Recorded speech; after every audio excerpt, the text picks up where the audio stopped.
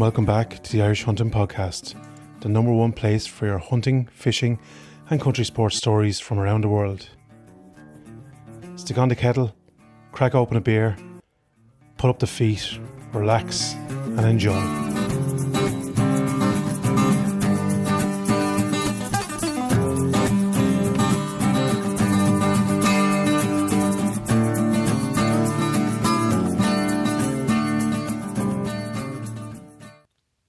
Hello and welcome back to episode 118 of the Irish Hunting Podcast. It's rifles, roosters and rough ground this week as myself and Rob sit down and recap a fantastic hunt in Norfolk, England.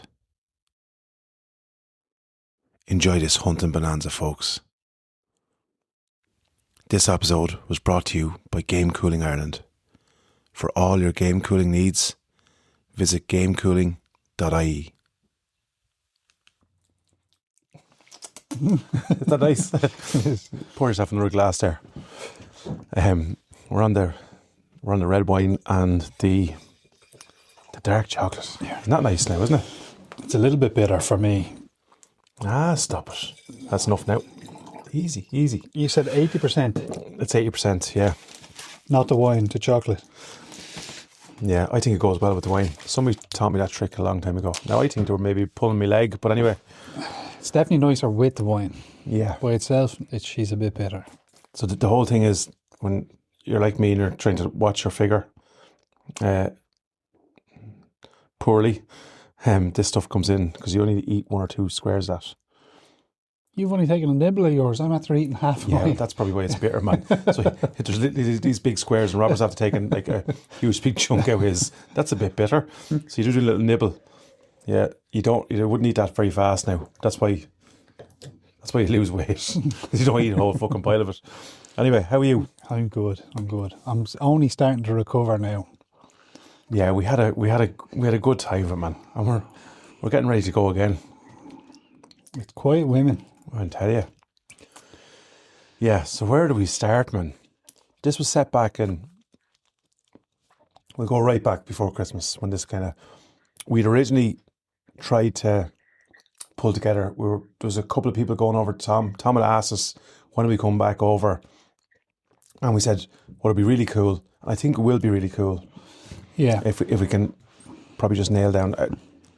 Stuff is hectic, obviously, with kids and family life and work at the minute.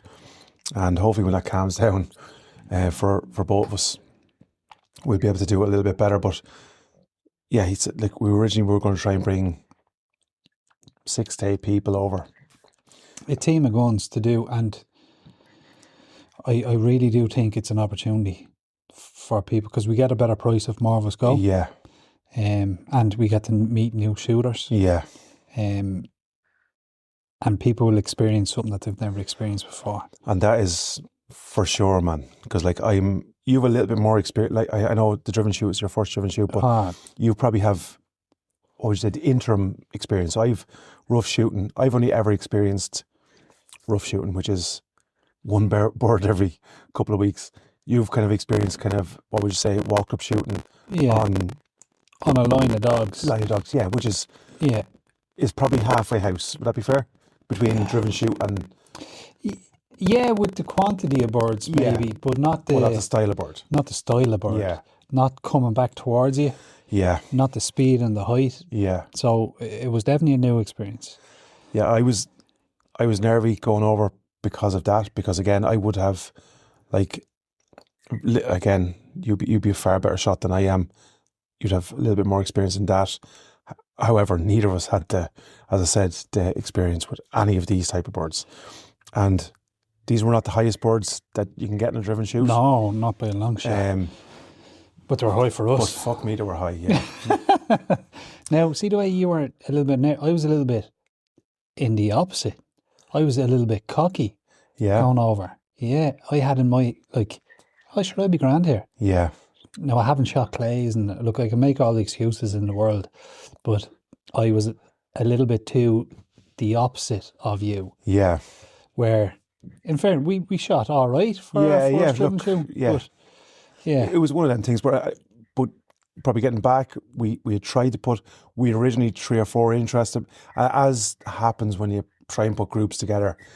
We 3 or 4 people said yes, and then maybes, and if it maybes. lines up, and we're trying to pull together dates, and it just got too messy. And then, like, we are confined, we have certain slots of time. It's just, that is it. And obviously the season was ending after Christmas, so we were constrained with that. So we decided, listen, we're just going to tip on over. in fairness, Tom said, lads, just book a come flight over. and come over. And we'll shoot some shit. That's exactly what he Shoot some said. shit. That's exactly what he said. And by God, did we do that? So we put the plan in motion. We fly into Norwich. No, Into Stansted. yeah. I didn't know Norwich was even an option, Yeah. So which would have been even closer. about 40 minutes, I think, compared to about an hour and 40, an hour and 50 Yeah. roughly. Still, it's not bad. It's not bad. And we booked the flight early. So we were in the airport. You came over here, what, 4:30? Yeah, Or about 5? that, yeah. We had a cup of coffee and we shot on up to the airport. And like that, I think everyone was on time. We were in London Stansted about 10 o'clock, 10:15. Yeah, everything, in fairness, right there, they were spot on time. They did, yeah. Yeah. And we had no issues. As I just sit here, I'm after remembering, which we'll come to in a second. We had no issues. I swear to God, I'm not doing that on purpose. I'm telling you, man. I'm telling you. I don't think Ryanair will be as amenable. But anyway, look, grand. We got over and we did the car hire from Hertz, I think, which was actually seamless. I checked it in online, which we were in out in Yeah, 10 minutes. yeah. Got a little zoom and straight down. And we made good time. And I think a lovely little, what do you call it, like a lodge, a hotel pub kind of. Yeah, was it Akel Steak? Akel Steak, that was it, yeah. Yeah, perfect. Perfect. The food was nice.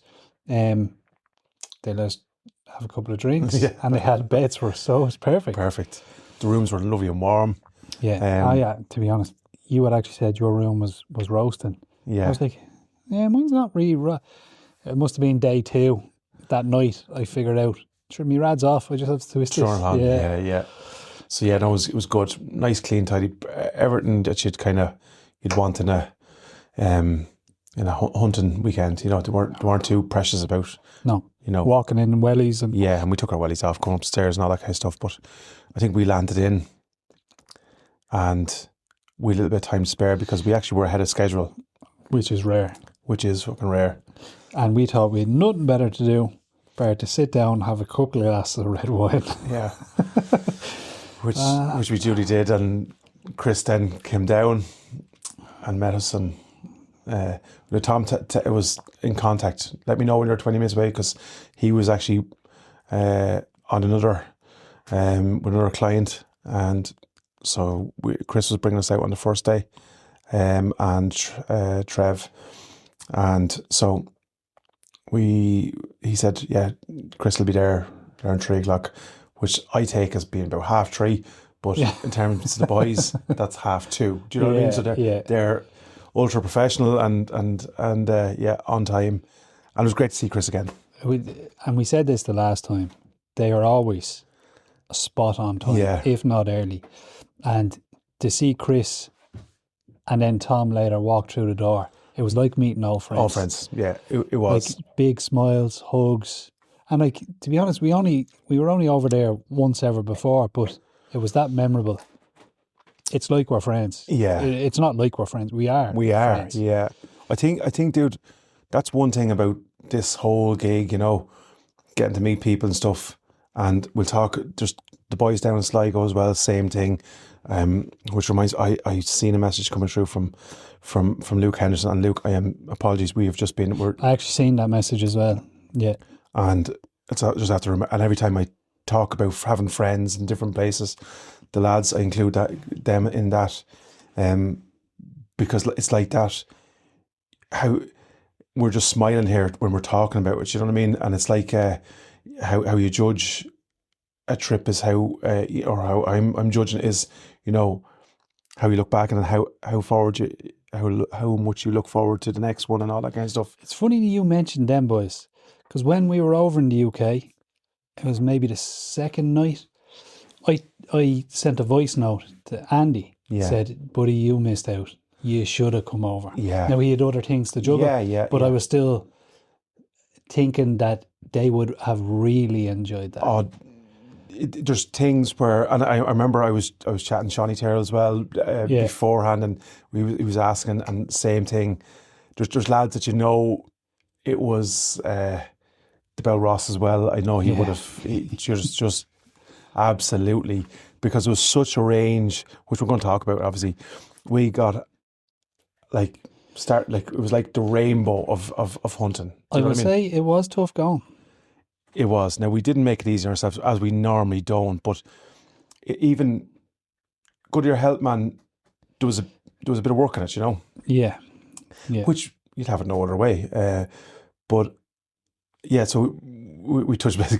Chris came in and he just looked at it and he said, "Welcome back, lads." So he kind of remembered us from the last time.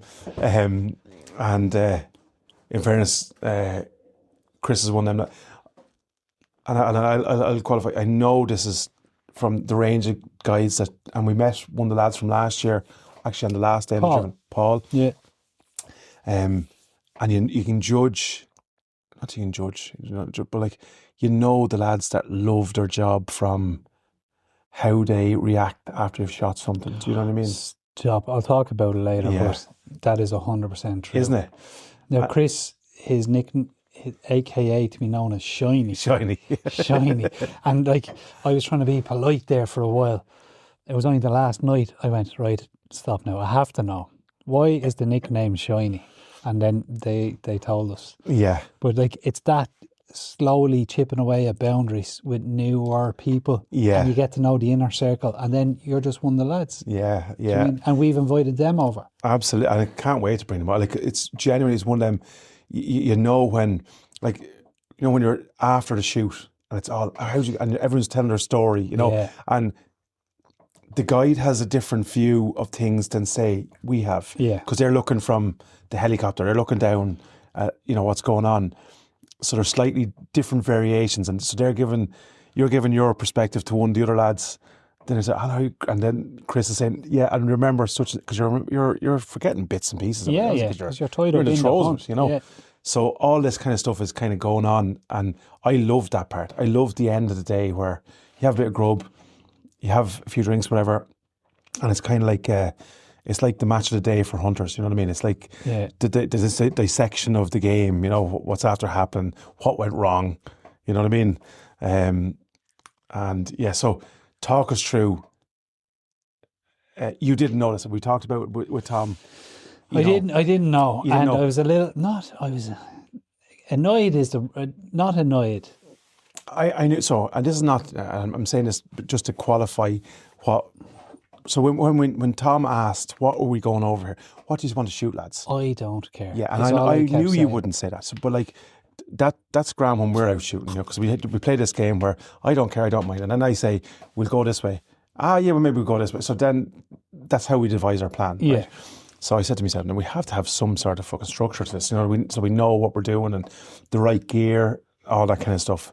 And there'd be kind of no regrets. And obviously, look, I know he didn't mind because he would have went over there 5 times, and if you didn't shoot it, grand. But last year you got a couple of Munty does. This year we were looking for a Munty buck for you because that was the one thing that was missing from last year. And I know, same as myself, grand, yeah. But so Tom asked, is there something specific you want? You know what I mean? And I said, yeah, look, I don't really mind because I had got me Munty buck and me Chinese. Yeah. You obviously were on a medal Chinese last year.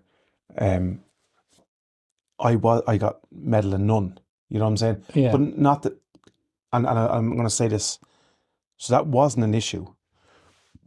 Now, ever since you started to get medals, it's become an issue. So competition is killing us. This we always do, we went from sure, we just go for a bit of hunting, heads. Now it's trophies, medals. But so yeah, so I just said, look, we don't mind if there's a bit of rough shooting, driven shooting, or duck shooting, deer shooting, geese, whatever. So we kind of left it in in the lap of Tom, and I just mentioned that, you know what I mean. Obviously, look, it would be lovely if we could get you on the book, right? So that was the kind of the whole focus. When I say annoyed, I'm grateful. I know, And- but I knew you wouldn't let me Yeah. either, and I knew that it would become. So that was the kind of the crux of the plan. So myself and Tom were texting back and forward, and we kind of come up with that there would be a. So you and Tom had a plan to get this We sure handicapper. did. Well, believe it or not, if you can believe that I had a plan, but it was more Tom's plan. So the first night was to be, we get over there around midday, we go out for a muntjac. If we were unsuccessful at that, we go out the following morning. Yeah. And then we transfer over into the rough shooting in the afternoon and the driven shooting. Tom was fairly confident that we get a muntjac book. Yeah. There's no guarantees, but that was giving us 2 shoots at the muntjac.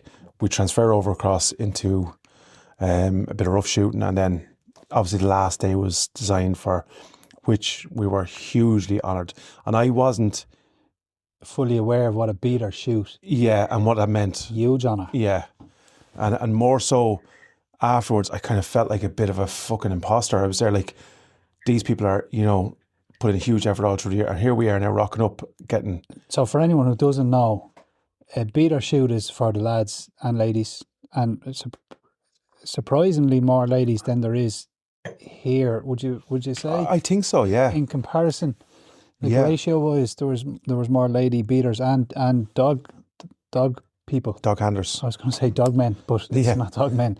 Dog handlers, yeah. But they've worked all year. Do you mean helped out week in, week out? So to honour them, they get a shoot, possibly 2, depending on how many boards are left. So they've earned that right to be there. Yeah. Now, we didn't really earn that. No, we got rocked an up. invitation. Yeah.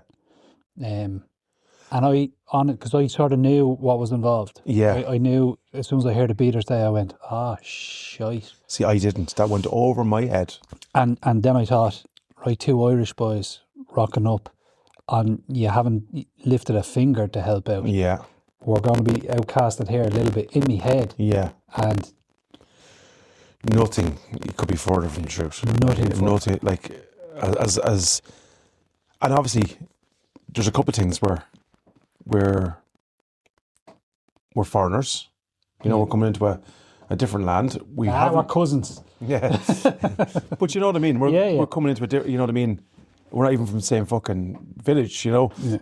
We haven't done a tap to earn the right to be here, and on top of that then, like, yeah, but Tom says, yeah, so that's it. But and we'll kind of come back to that, because that's the tail end. So the first evening, you went with Chris, I went with Trevor. So we got shut up, got changed, out into the car park. Talk us through, how'd you get on? I couldn't have asked for a better evening.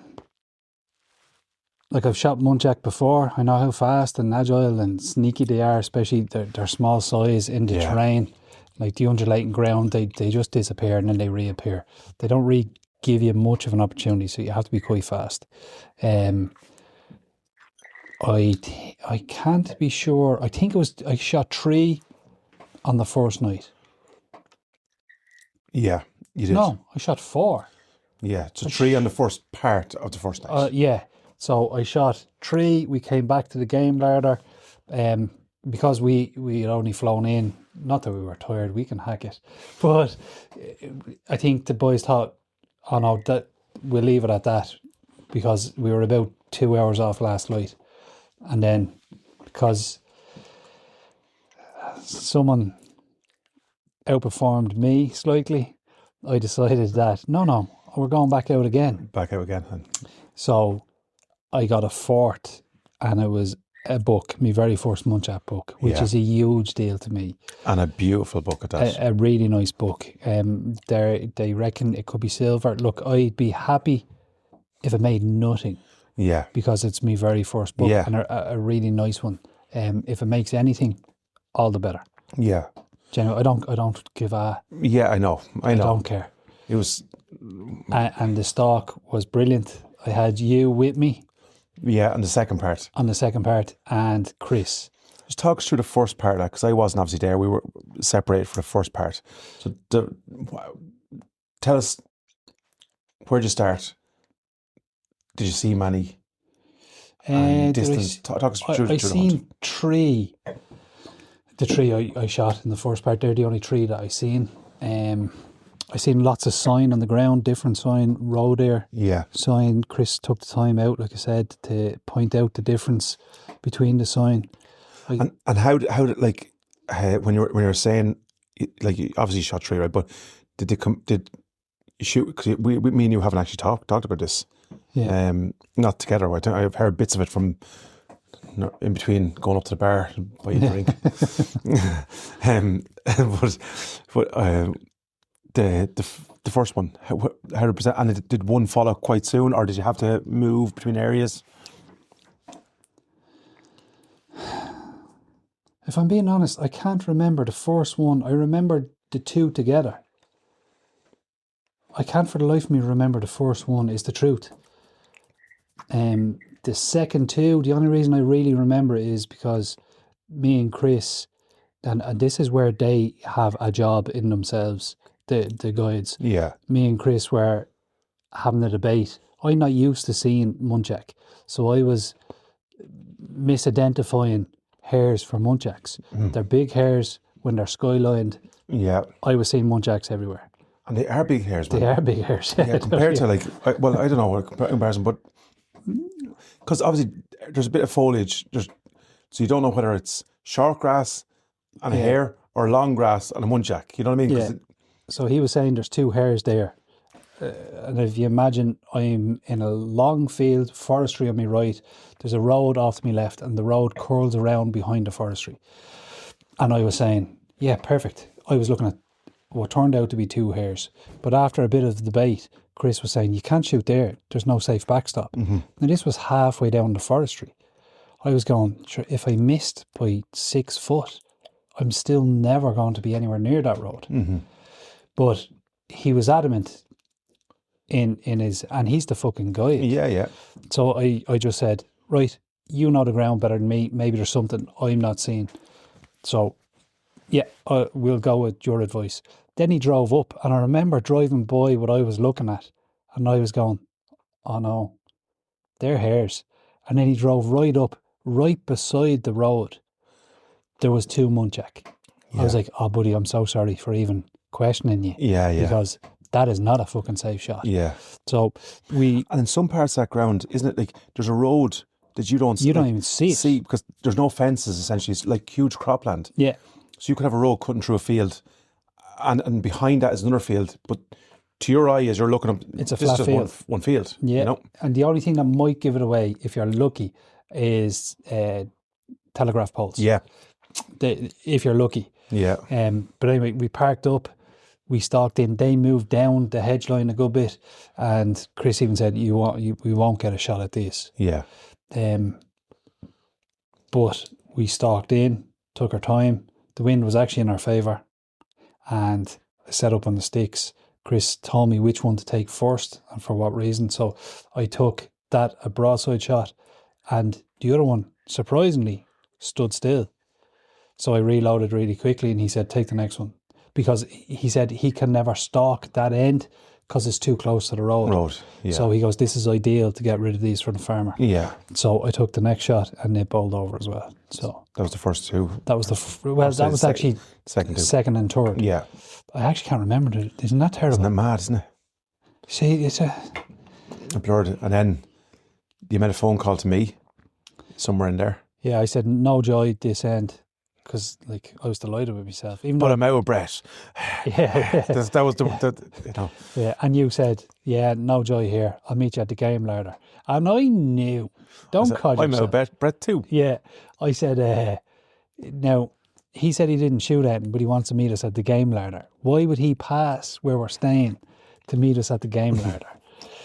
So the two of us, we met, and two of us smiling at each other, and we played the game for a couple of minutes, and then I shook your hand and gave you 3 shell casings. Yeah, yeah. Right? And then you said to me, sure, my story's like, was it Goldilocks and the 3 bears? And I was like, I don't know. I What's actually he don't know what talking you're about? talking about. This made loads of sense in my head. And then I walked in And you and see, seen. yeah. Ah, Yeah, I know. It was one of them things where, look, I had zero expectation. You probably seen from we did a nice little video on it and so on.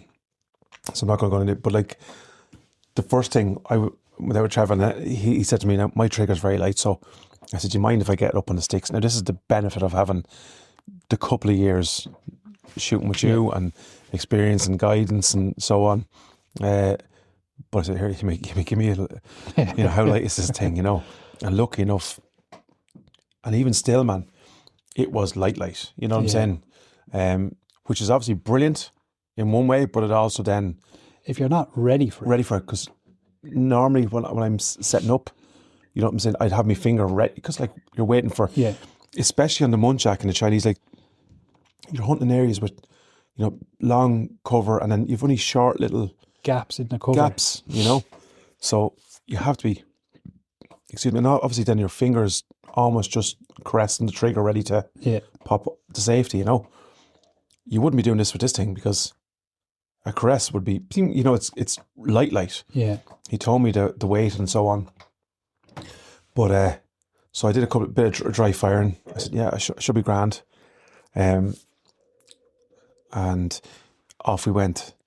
And we were going through, there was a little roadway between a marshy forest, there's a fucking, and then on the right hand side there was a lad doing drainage. And as we were walking by, I was just flicking and Trevor's in front of me. He was actually looking out at the field in front of us. And as I was walking by, I just seen something just crossing between two trees just in the undergrowth and then the left hand side. I called him back up in the binos, and he was on the binos on the sticks. So he was there. No, can't. Oh, see it? It was a female Chinese. Your man walked by me in a bright orange, and the Chinese just stopped. And Trevor told me, yeah, take it. So took the Chinese first, and then because he said they're hugely populated in that area, and we'll tell that story when we're on the walked up shoot. So we're starting to create a little bit of hassle in some areas, even more so than the Munties. And then, so we went down, then further on, and it was a heavy bit of forestry and crossed over a marsh. And then with that, I'd seen one other Muntie, but like that, man, they're like miniature Sika, you know what I'm saying? They're there and then they're gone. Do you know? Like they completely fucking disappear. And wherever you expect them to be or to come out, they don't. So I barely get up in sticks for that. I'll tell you about the trigger thing on the female. And this will tell you. So I let off one shot and then I went to reload and I was like, again, it was safe, I was pointing in, but I had the finger and a second shot went off. Right now, it was on the sticks but just safe direction and but you have to be practicing with that type of stuff. But that's the thing, and it was one thing that I took back, because like obviously, look, when you put the rifle on the shoulder, you make sure the gun's safe and so on. But literally, I was, when you automatically reload, and obviously then the safety was off, and I had my finger ready to, and I was just barely. So that kind of, it was bad and good in a way because it gave me obviously I was mortified in front of the guy. It was like, you know what I mean? But he said, look, gun was safe, it was on his shoulder, but so I suppose that probably set I was conscious of this then, you know what I'm saying? For the fucking, yeah. That would scare the life, like that would set you back. It did, and that's me being, I suppose, bluntly honest, but that was all my fault because it was any other way in the heat. I suppose in the heat of the moment. So so now that was in my mind, you know what I'm saying, on the next one, which was going, and so we've seen that one on we went up into Marshall. The ground was wet and heavy now, mucky, and Trev says there's a high seat up around the corner here, and it was kind of like, it reminded me of Hungary in one way. There was a lane like at 90 degrees to each other, so one to the left, one up to the right, and we were walking down into this, and I could actually see the high seat. You see it in the video, and I talked through it where there must have been what looked like 20 or 30 pheasants. It could have been only 10. Yeah. Just at the base of the high seat, hen pheasants and a couple of partridges and all. And I was there, oh jeez. And Trevor, I could see him say, oh fucking pheasants are gonna. With that, man, it's a hot spot for them, the RAF, the jets. The jets flying over, yeah. There's some noise out of it. Isn't there? Yeah. But it's obviously it's a flight path or whatever for them. But with that, one of these, the pheasants fucking, I'm skipping. Trevor said, after he's seen these fucking pheasants, and then he was just like looking at the binos, and then he turned back, buck. I hear him say, and with that, this fucking thing scattered every pheasant, man. The pheasant just went, right, and the buck was gone. And you'll see it in the video where he says, oh, it's gone, We walk up to where the high seat is, and now you can kind of see to the left and the right this kind of this 90-degree intersection. So I'm looking up to the left, trying to glass, and it's getting close to. We're about probably half an hour, 3/4 an hour before last light, and it's darkish. It was a murky day. Not nice. No, that's like he had scarred into the fucking, and he just said it was a nice book as well. Did you know how nice? No, because I only seen a little flash. I just seen him. Trevor was he was in front of me, so he was looking through the binos. He's seen it, and it was a nice book as well, and with that, I was glassing left, he was on the right, and then he just said, Buck, get up on the sticks, go up on the sticks. And on the right hand side there was the wood on the left, and there was what I now know is a drain ditch on the right hand side, and there's about a 10-foot opening between the two, and there's little bits of undergrowth or overgrowth between so you're talking maybe as you're looking down probably 6 foot, and I just seen this thing coming out, and it started to trot, and Trev just called it, and he just stood up and 2 for 3, beautiful round. I have to say, really nice round, isn't it? Yeah. I remember back in the day used to shoot one, and really smooth, lovely glass as well, especially for that size. And yeah. He had the Zeiss V8 on it, nice bit of glass. Nice price glass as well.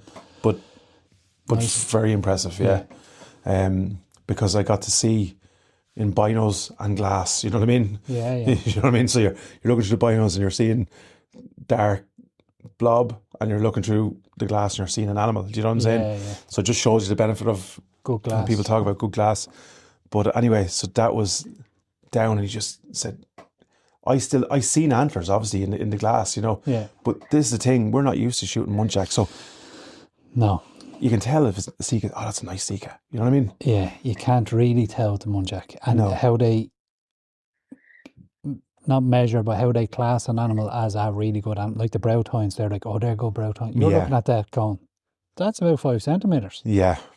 How the fuck is that? You know? Yeah, and then even when we were looking at, when I was back in the freezer looking at all of our animals, I was going, there's not a huge difference. Yours is bigger, but there's not a huge difference. And the boys were like, yours is bronze, his is gold. I was like, is it? Where are you seeing that? Exactly. Because you're only talking, now, as the week went on, I think we appreciate it more. Yeah, you know what I mean? Yeah. Because you start to see things. And what I now know is that my guide he knew that I was a good animal by glassing. Do you know what I'm saying? So because as he was walking up to it, which I'll tell you in a second, but so just at that minute then, I started to walk towards me, and he just pulled me. He said, another one here on the left. So I just swung around in sticks, and this is the one that caught me. I was looking through the glass, but there was a big kind of a log at the end, and I was there like, I can see nothing on a log. Do you know what I mean? But they blend in, like, all the undergrowth is kind of orangey, auburny colour, you know what I'm saying? And he was there, it's just right in front, slightly to the left-hand side of the log. And with that then, it just made a little movement. And that's when I seen differentiate between, so I have you now, bang, shot that one. First one was probably, I don't know, 78 yards, probably about that. Second one, similar, slightly a bit along with it, but both dropped in the spot. Grand. So he said, then I kind of started to, he said, we'll go and collect this one first.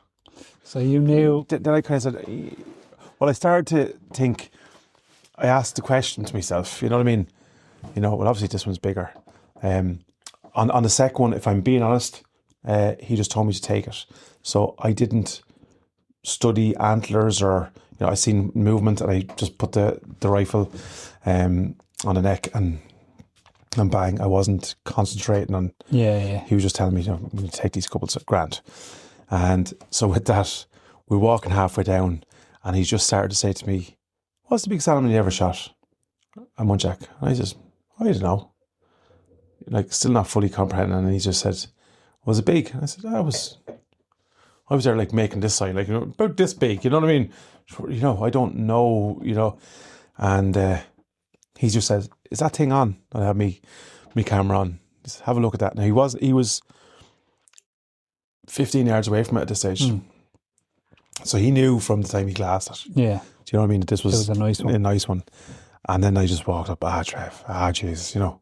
Now it could have been same as the last one. I would have probably had the same reaction. But I kind of knew there was something a little bit different about this one. Ah, man. Do you know? It's long, it's curled. The curls, yeah. There's good space in between it. Now, I'm only repeating what the boys have said.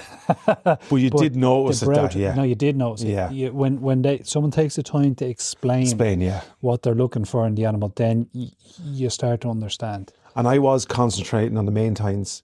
And like that, me and you have this thing where the uniformity, do you know what I'm saying? And both of them had the same curl at the end, do you know what I mean? So it was like the Elvis of fucking muntjac. I was there, oh, that is beautiful, do you know what I mean? And then I noticed I could fit my hand between the two antlers, which I remembered last year wasn't the case, you know what I'm saying? Yeah. I remember them being slightly more parallel, you know, as in to come off straight off the top of the head. And Trevor said, look at the size of the brow tines. And I looked down at the brow tines and they're like 3/4 of an inch, maybe an inch tall. Yeah. Like, would that be about right? Yeah. And then they're looking, Mum, forget about them little things. Look about these two big boys the up bigger there. ones. Do you know what I mean? And he said, look at the size of the brow tines and that. And so obviously then he said, he started to carry it. And I said, no, you'll catch that in the video. Me cursing. We have a fucking deal. We shoot, we carry, you know. I did the same. Yeah. Which is a thing. In fairness, the boys did mention that when we got back to the pub. They said, I heard Trev saying to Tom about, you know, wouldn't let us carry the deer back. And like, that's obviously a thing we'd have. But I think it's, you know, the guy is after doing an immense job putting me on the deer. I think it's my responsibility to carry the fucking deer back. I think it's a little bit disrespectful. Now, this is just me talking off the cuff. I think it's a little bit disrespectful if you're after going out hunting, you're after harvesting an animal, and then you're sort of demanding that someone else cleans your animal and then carries your animal. Yeah. Like, you're the one who wants to hunt and harvest. And so, I'm there for the whole deal. I'm not there for target practice and somebody else shoot. And that's just me. Like, I'm an awful sausage. I did it again this year. I threw the animal because I forgot my drag. Did I bring your drag with you? Yeah, for you. I brought a second one for you. Did you have two drags? I told you, but you said you'd brought your own.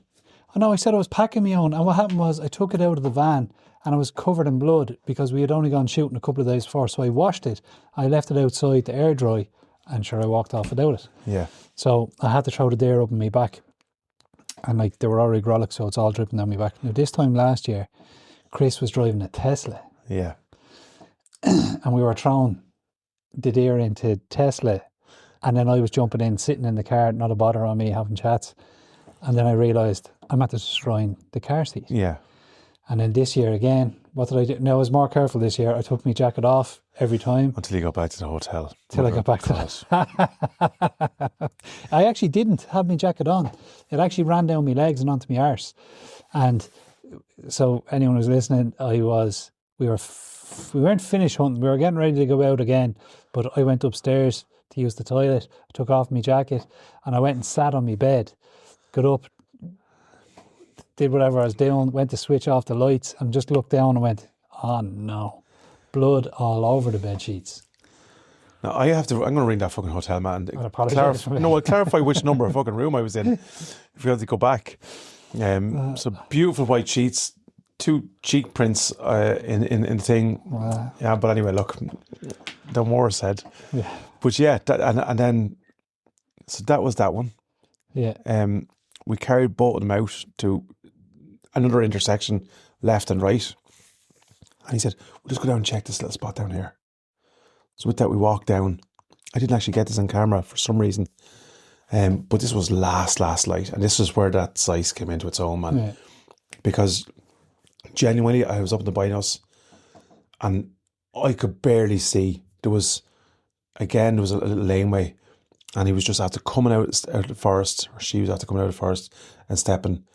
And I could see it just like a black blob in the binos. And then I went up and he says, get that up in the sticks. And I could see it clear as day, man. Could you? Yeah, it was beautiful. I'd like to see that glass. Yeah, I'd love to see it because I love your glass, and I think we did. But I'd want, because things always look better when you've nothing to compare it to. You know what I'm saying? Yeah. I still think I prefer the Smith and Bender. I think. Yeah, I don't know. Yeah, you're having your own thoughts on that, but so yeah, and he said that's female. I said, yeah, I can see it here. He said, take that. We need to take that one out. And what I now know is what Tom said to him was, bring them lads out, and whenever they want to shoot, you let them shoot.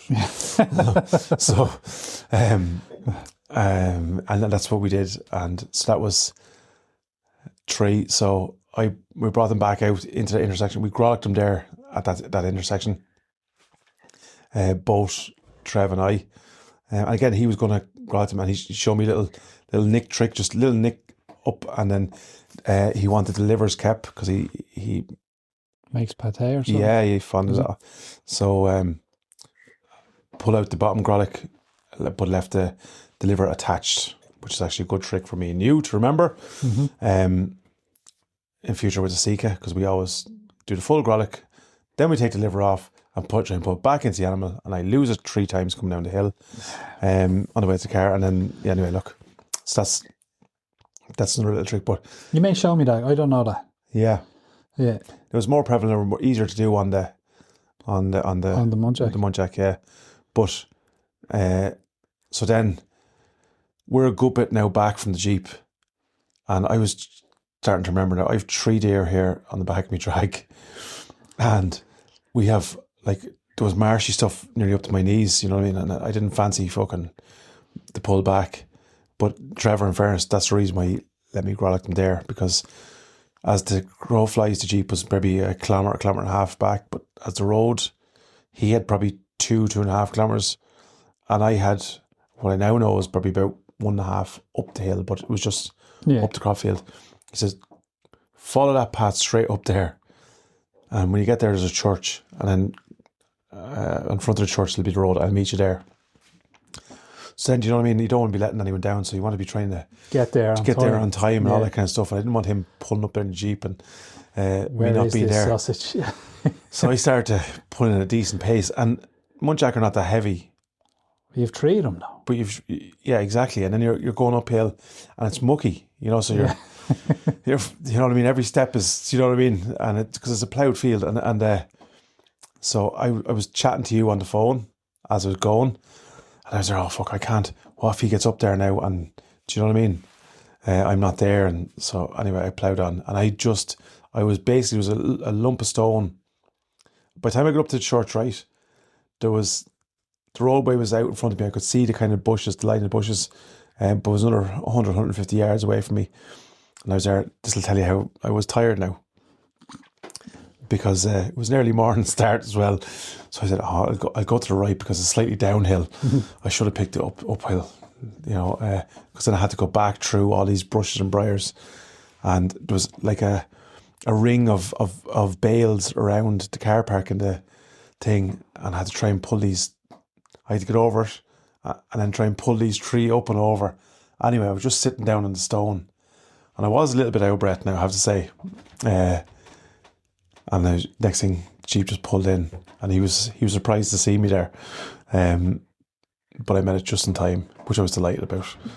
Not that I was competing with anyone. Don't be letting the side down. No, I couldn't, man. I couldn't. So yeah, and then we got back, and I said the 3 little bears. I said, he said, "How did you get on?" And I knew you knew there was something up.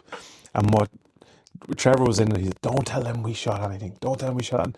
And when we went into the cold room store, if you can imagine going into there's a blind corner into the left at the cold room store. So we hung the 2 straight in front of you. As you came in, the female and the antlerless buck, and then we tucked my one in right into the left-hand corner. So you said to me, "How's he going? Will you fucking tell me?" And I said, "Goldilocks and the 3 bears, you know." I kept saying, because I thought this was hilarious, you know, mama bear, baby bear, and then fucking daddy bear in the corner. So that was my whole thinking, and I thought it was fantastic. And you came in and you studied the 2 in front of you. Oh, they're grand, yeah. And then as you just turned to come out, and you said, Jesus. And then I remember Chris came in, what? And he just looked, for fuck's sake. That's fucking gold. So then I knew I was on a good one. It was a cracking first day. Like that, you could probably shoot for 4 years over there, 5 years. I don't know, maybe a fucking lifetime, and never get a gold muntjac. Muntjac, yeah. And I didn't appreciate that, but the boys... Is that your very first medal? That is my first medal, I think, yeah. That's what makes medal. I'm not counting my chickens yet. Yeah, but it's a medal of some description. It's definitely a medal of some description. Yeah, exactly, yeah. And you know me, I like to go into the top. Gold. Yeah. Gold. So you can imagine the reels that's going to be coming out of this thing when this gets gold. But yeah, and that rounded off a fantastic first day. Stop. That was brilliant. Yeah. Then back to the bar.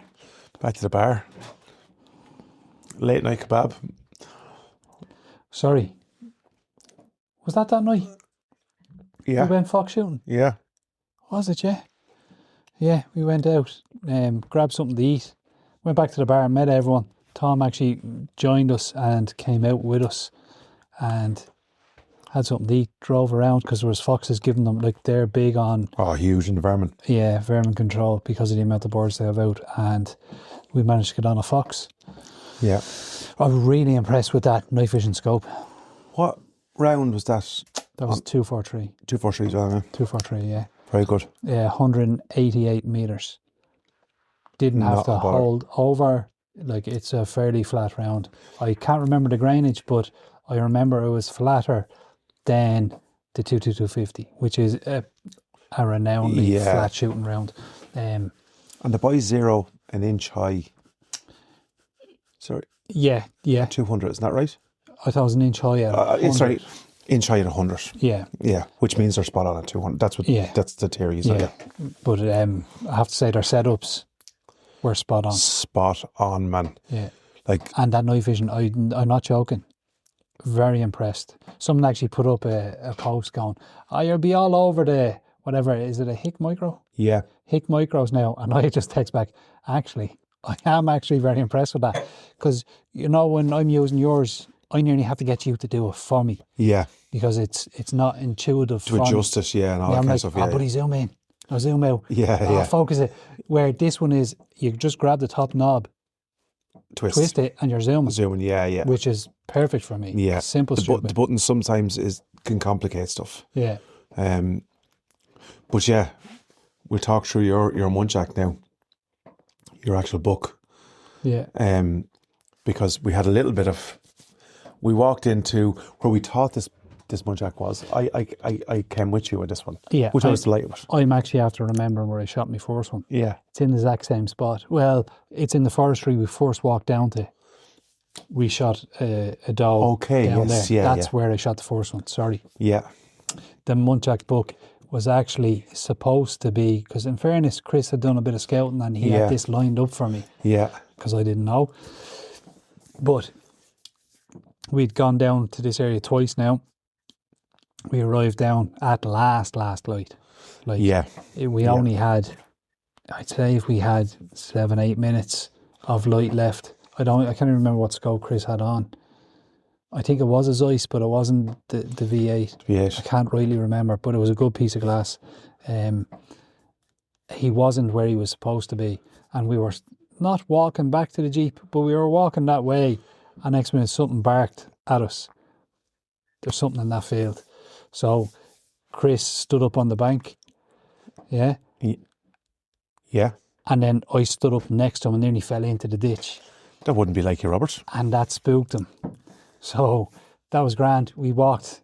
We came back. I thought that's it. It's back to the Jeep and game over. And we walked down past the farmyard I was in. And for some reason, I think it was Chris or you said, sure, we'll check back this way. Walked back, seen him in the field. Now, seen a black blob, but through the scope, I could make him out. Yeah. I won't say crystal clear, but I could make him out enough. Yeah, to place a shot. Yeah. So, placed a shot. So it was, if I'm being honest, it was 2 shots. The first shot struck the animal. He ran on a bit. He wasn't looking too healthy. No, he was probably going to expire, but you. Yeah. So I'm not saying I was panicking a bit, but this is a muntjac buck. We knew it was a muntjac buck. We could see him through the binos. Yeah. And I remember just saying, right, Anto, talk to me. And you were like, stay calm, you're all right, it's nice and handy. And you'd need that in that minute. It doesn't matter how long you're shooting for. If you have something you really want. Yeah, and especially, look, obviously, Chris was excited about the book. I was excited about the book. You were excited. It's your first book. You know what I'm saying? So there's all those emotions go. Then when the first shot doesn't do what you think is going to do, now it's, and then I know what you've done for me in the past, in those is just, because there's nothing else I can do. It's only just the reassurance to say, like, right now, just steady on here.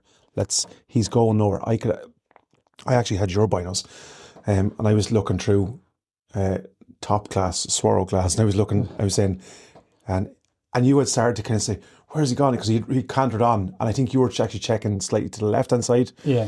Because he kind of done a little bit of a zigzag, as they do, and double back on himself. They act like foxes, you know what I mean? Yeah. And I was looking straight at him, and I could see you were looking down, and of course, being last light, disorientated, you're looking at something, and I was saying, just slightly to the right. Yeah.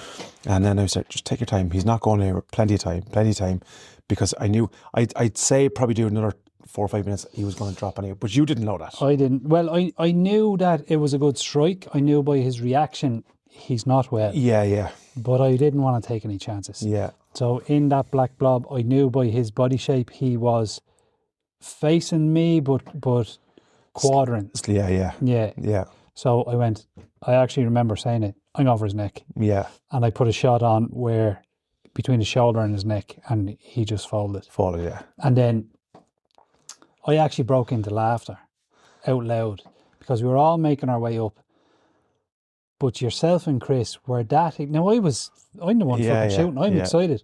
But you and Chris were beating me to the animal. And I remember just stopping and saying, lads, I'm the one at the shooting and you two are racing ahead of me. I had started to do this little thing where I remember it.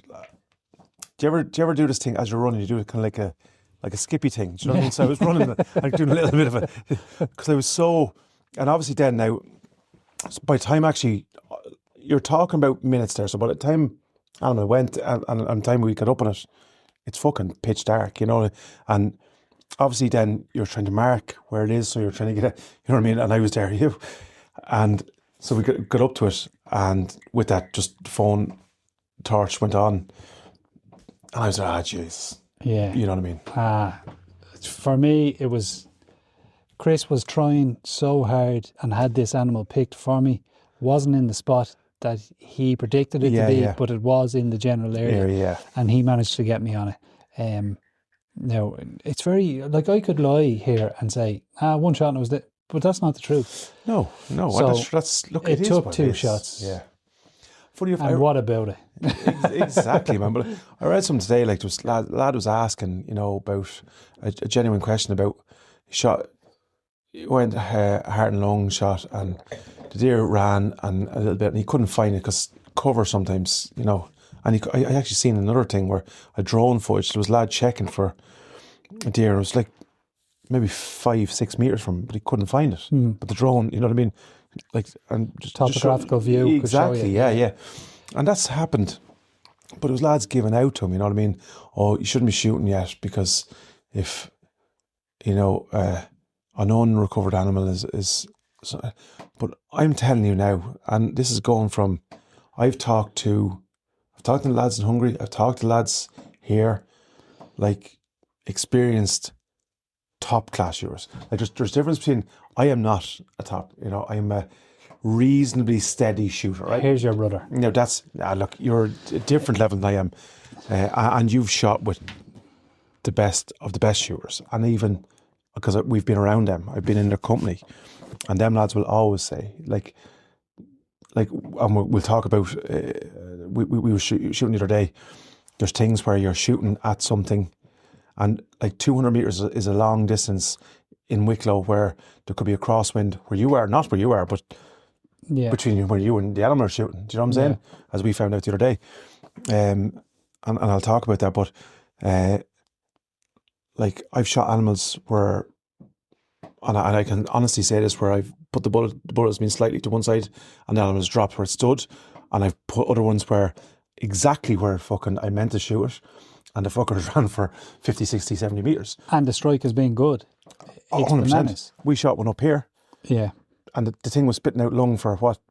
It must have been 500 metres, man. I think it was 8. But do you know what I mean? I think it was 800 metres when we measured it. So there's no sense or meaning to it. And I've seen they've done tests. So for people to say, you know, like, and muntjacs is a small animal, do you know what I'm saying? But if a perfect strike can drop an animal, and I've seen them where, and the lads over in Hungary have told us this, neck shots, they've gone with fucking neck lads, you know what I'm saying? I've witnessed that. Now, if I'm being honest, it wasn't a perfect shot. It didn't land in the I actually, in Probably the excitement, pull a slightly. I pulled, if you can imagine the first shot, it was facing to the right. I actually pulled right and low when I was squeezing the trigger. I actually remember doing it. Yeah. But I knew it had hit him. As does, like, you know, like, and I said, I was, remember as I was reading, I was going to comment, and I was like, no, I'm not, I have enough arguments to be played, because I'll always find this, and I don't know whether other people do, when when the season comes around again, it's like me starting all over again, because the minute, everything's grand, I can shoot targets, we've done it. Yeah. Off sticks, and we've shot targets, and we've gone target shooting, range shooting, and you'll bum, but then when a fucking live deer comes in your scope, there's nothing that really trains you for that, apart from shooting at a live deer. Especially a quarry that is on your list, and you've never harvested before. Of course. It can give you a different sense of excitement. But that was my very first muntjac, and I wouldn't have it any other way. Absolutely. It shouldn't be, and it couldn't be easy. But and then we went on the following day into a beautiful hunt with Chinese water deer. Chinese water deer. Poor Chris, man. Yeah. So we were going to an area because we were going after Chinese, and I was looking for a middle class Chinese, and the plan was I was going to look for a middle class Chinese as well. And when I got there, Chris goes, right, nice Chinese. No. What are you looking for? Muntjac? He goes, not a muntjac buck.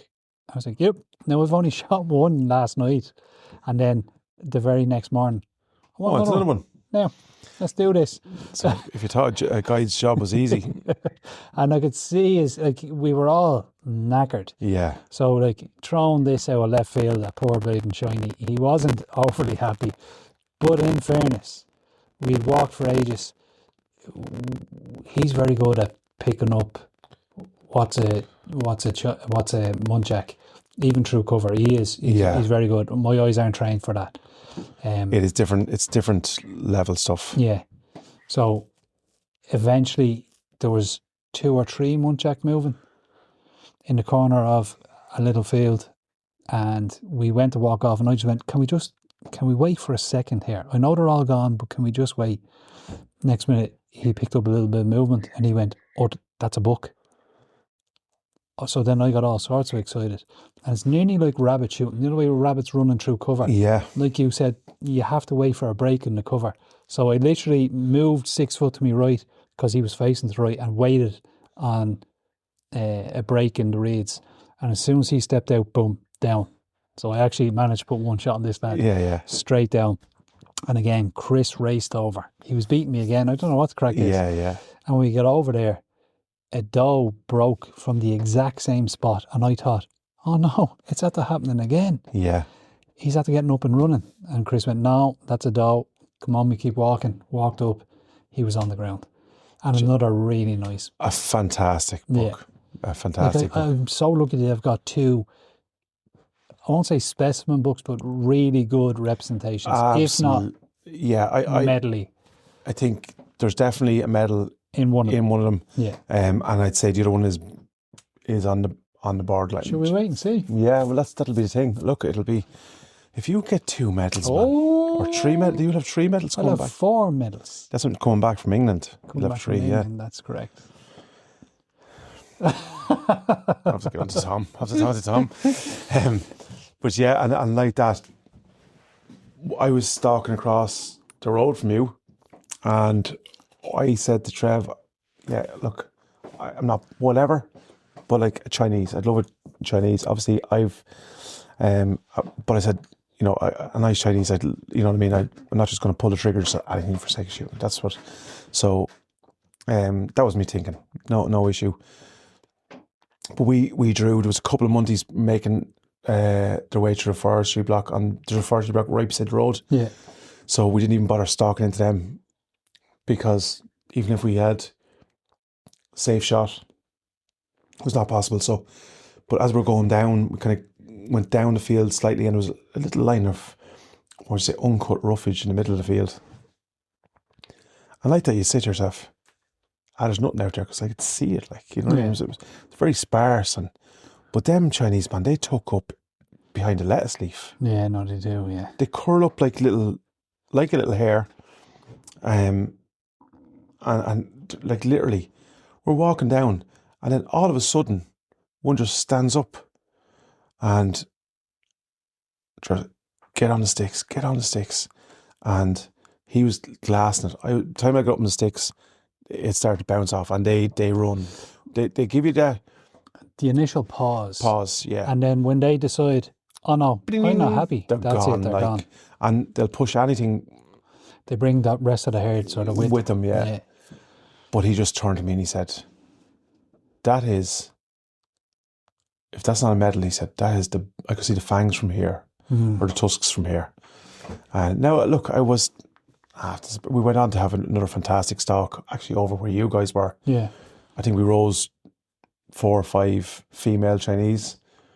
Like that, there was one, we'd gone up along the edge of the wood and there was like a little divot in the field, the cabbage field.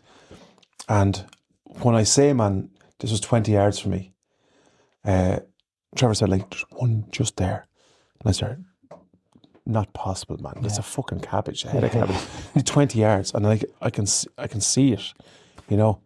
He said, look through the glass and like that. So I zoomed right back out and zoomed right in this thing. And with that, man, there was like a stray lettuce leaf on the top, or a cabbage leaf on the top of it, right? And they're all big stalks, you know. I think I took a picture. So I was leaning over and I could just see the snout. And it was kind of like hairs on their nose, you know, like that. Yeah. I could see that. And next thing just clinched. I said, how is that? I had to come back out and say, how is that thing behind that fucking cabbage? Yeah. You wouldn't believe it when they put their legs under them and like go into a fetal position. And just literally then just stood up, looked straight over and bing, bounced off. But it was 4 or 5 times that kind of happened.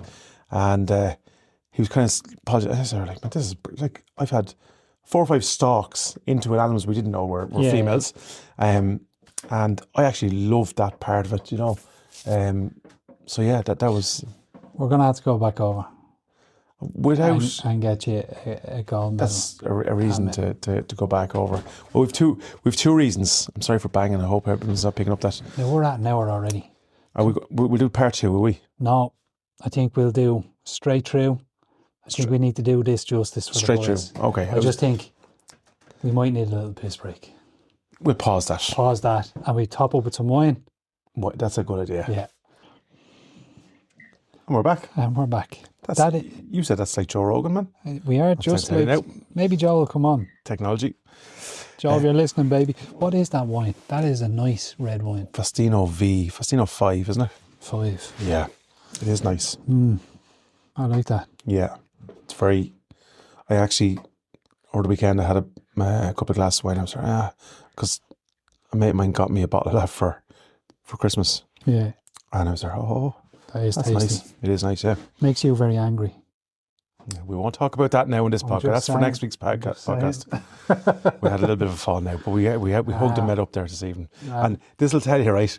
So we both had a little bit of an argument over the weekend, a conflict of interest, and A then misunderstanding. a misunderstanding, and then you brought over a bottle or 2 bottles of Festino wine, and I went down and got 2 bottles of Festino wine to say sorry. But anyway, sure, that's another day's work. Yeah. So now, where are we? Where were we? That was the stalk over. The breakfast. You had steak and eggs every morning for breakfast? Yeah, it was actually, because I was looking at the size of the breakfast that they give you over there. The breakfast is too big. A little slip of a lad like me now couldn't be eating that size of a breakfast. So yeah, I got a steak and eggs. So a fucking nice steak in that place. A nice steak. It looked beautiful. Was it 2 eggs and 2 hash browns? Yeah. I should have got that, man. And that's just me nicely full. No problem. If you give me too much food, I just want to go sleep. No, that doesn't happen to me now, but the fry was beautiful. It was big, man. It was savage. Yeah. I like the old fry. But yeah, so we stopped after that for breakfast, Yeah. and then we got ready to go. So we had a shoot. full day of an itinerary planned out that day. So we had a walked up shoot, and then a duck shoot, right at last light. So we headed out But to put it into perspective now, right? We finished fox shooting 2 o'clock in the morning. 2 o'clock in the morning. We were back at 5 to be picked up at 6. Was that right? Correct. And we had a skinful. We had a skinful drink. Like, I actually did a video outside in the car park Yeah. about you being late, and I'm not messing. I was hanging together. Yeah, I was the same. Now, to put it in perspective, Chris had to bring us to the kebab shop, listen to us, and bring us back home. And then he had another half an hour to go on top of that to get back home.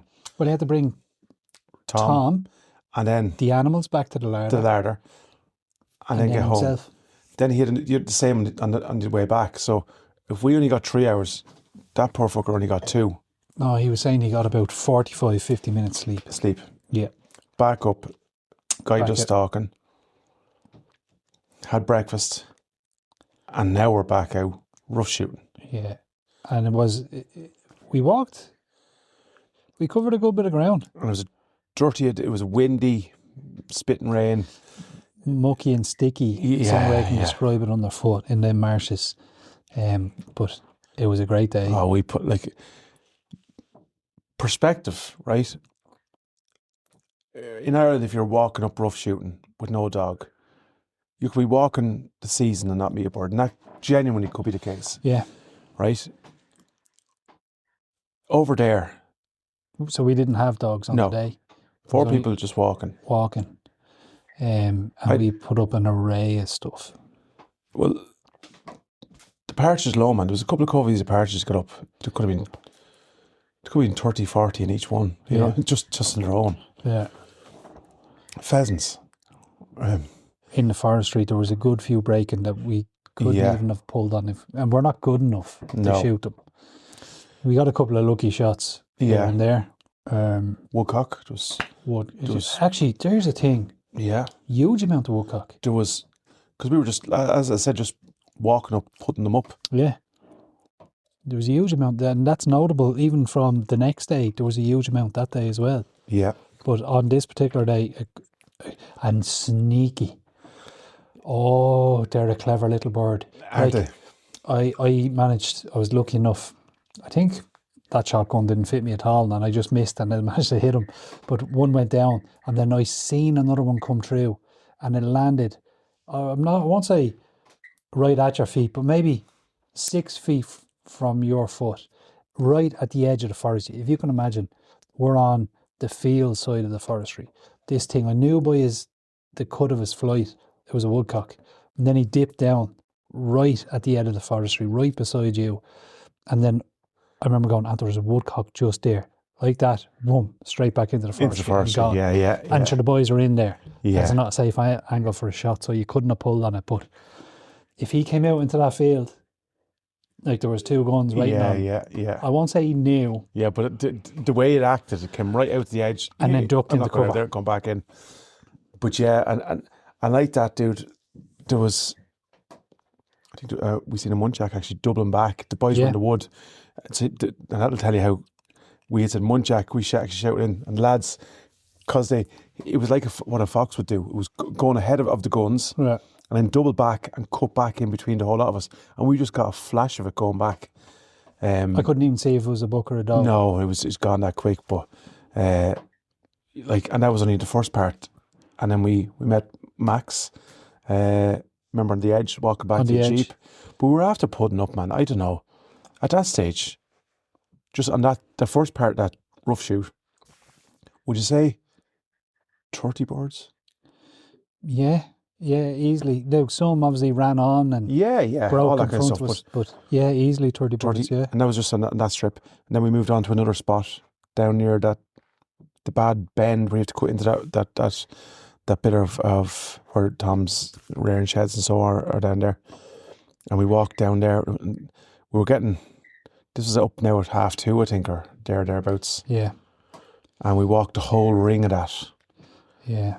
It was tough going. That was a tough bit now. There was a couple of snipe moving. A couple of nice shots. Now, we did pull off a couple of all right shots. Yeah, because I started off very poor. Like, I missed. You're too hard on yourself. No, I was. I started off poor, and then me and you both do what we always do, is shoot at the one bird, and we had a little bit of barge. We claim it. Yeah. And Chris was looking over, who's that bird? Who shot that one? And I say he was looking at us, what are these two? And he just didn't want, like, I could just say, like, will you just fuck off? Now leave me alone. Fuck off back to Ireland. Yeah. Really. But, and we were rising Chinese water there. Now, they are frightening when they get out by a cover, man. Aren't they? Yeah, because I was actually walking the reeds trying to flush, like a dog, trying to Birds flush. out into my direction. I know. Yeah. No, and just over any of the guns, just to get a bit of shooting. And the first time one broke, I didn't know what it was, what popped up. It's only someone said Chinese. Then from then on I knew, right, there's a good chance we're going to push a good few days. But when they break, you think there's a big, huge cock pheasant that's barely able to get out of the ground. Yeah. And next thing you just see this thing bouncing off. Yeah. It was brilliant. And then, so there was a good bit of action, but then the last stretch. Yeah. Now you have to imagine, so it's all marshland, so they have to dig big, what do you call it, gullies, ditches. Yeah. Yeah, it's to let water drain. So we have to cross them, and like, my old ankles wouldn't be all right for that running and jumping. But we got to cross it, and then the last stretch up, there was a serious amount of birds in there. Yeah. And all broke at the right time. Like, yeah. But we did you pulled off a beautiful on a hen, and then I got one on, we actually pulled another hen on the other side. So, and we had a little bit of debate about who shot what, but like in fairness, we kind of knew those ones. And my one sat down and then started to take off again, so I had to shoot. And I remember seeing the video. I had to explain because I didn't want an injured bird running off. But anyway, look, that was it. But it was some beautiful shots, left to right, which I like. Yeah, they're my shot. And the boys were shooting well. Very Chris good. and Trev were shooting very well as well. Chris pulled off a beautiful, because one of the birds got up between Chris and Trev, and Chris couldn't obviously pull, and then he was shooting 20 bore, was it? I don't know. On the driven shoot, he was definitely shooting a 20 bore. I don't know about that day. On that day. I don't want to say yes or no because I could be telling lies. I think it was. It could have been. But yeah, it came out and obviously he had to wait.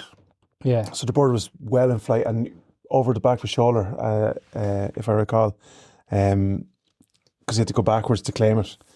A beautiful shot. Trev actually pulled off a lovely shot when the partridge on the behind the sheds. So we all got a nice couple of birds out, you know. So, and that was kind of grand. I shot something. So yeah, and that kind of set us up into we were supposed to go duck shooting. But as we were coming near the end, I was looking at the boys going, no, so Trev is limping. He had injured his knee prior to that and then jumping ditches. He was now dragging his leg. And I knew Chris only got 40 minutes. And yeah, to be we got fair, double his. Yeah, exactly, yeah. So we said, no, we'll act. And to be honest, I was tired. It was the right call. It was the right call. And it was the right call the next day when I was sore. Oh, man. But it was the right call, so we left that. Did we go for a couple of beers? I'm sure we did. You were laughing. Did we? I can't remember. We went for wine and dinner. Oh, we did. Nice romantic dinner. Myself and yourself. Actually, yeah, because the boys had to set up for the shoot the next day. Yeah. And I felt like they felt obligated they had to stay and have, because we had organised this from the night before. So I remember, I don't think you were having a shower. You were a clever bastard. You were having a sneaky shower, me stinking. And I was in the bar and said to the boys, listen, you're under no obligation to have dinner with us this evening. And they all just sort of went, oh, yeah. I actually got to get stuff ready for the shoot tomorrow. So they all bowed out. So it was just me and you left. Yeah. And that's one thing I'll say about them. They will stay with you and make the experience as memorable as you want it to be, and in fairness, they did. Like, I mean, there was, I think, on your part, that was the right call because, number one, the lads had done more than their share at that time, and they were willing to go again and put themselves under more pressure for the next day, you know. And it probably would have taken away from our perspective as well if we had gone back out for a duck flight. It probably just would have pushed it over the edge because we would have been back in then at 9-10 o'clock, then showered, you're back in at 12 o'clock, back up again early in the morning.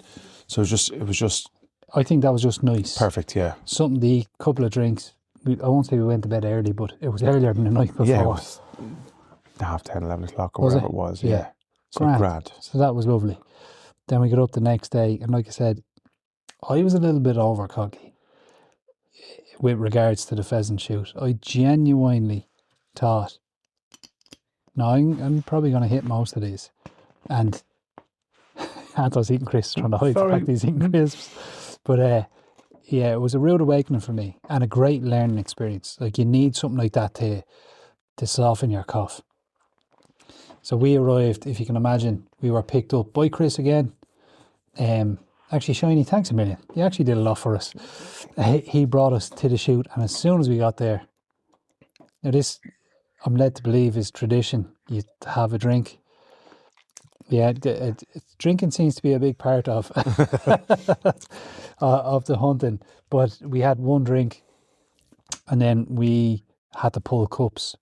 We got to meet a couple of people, but then we had to pull cup numbers. Yeah. Now,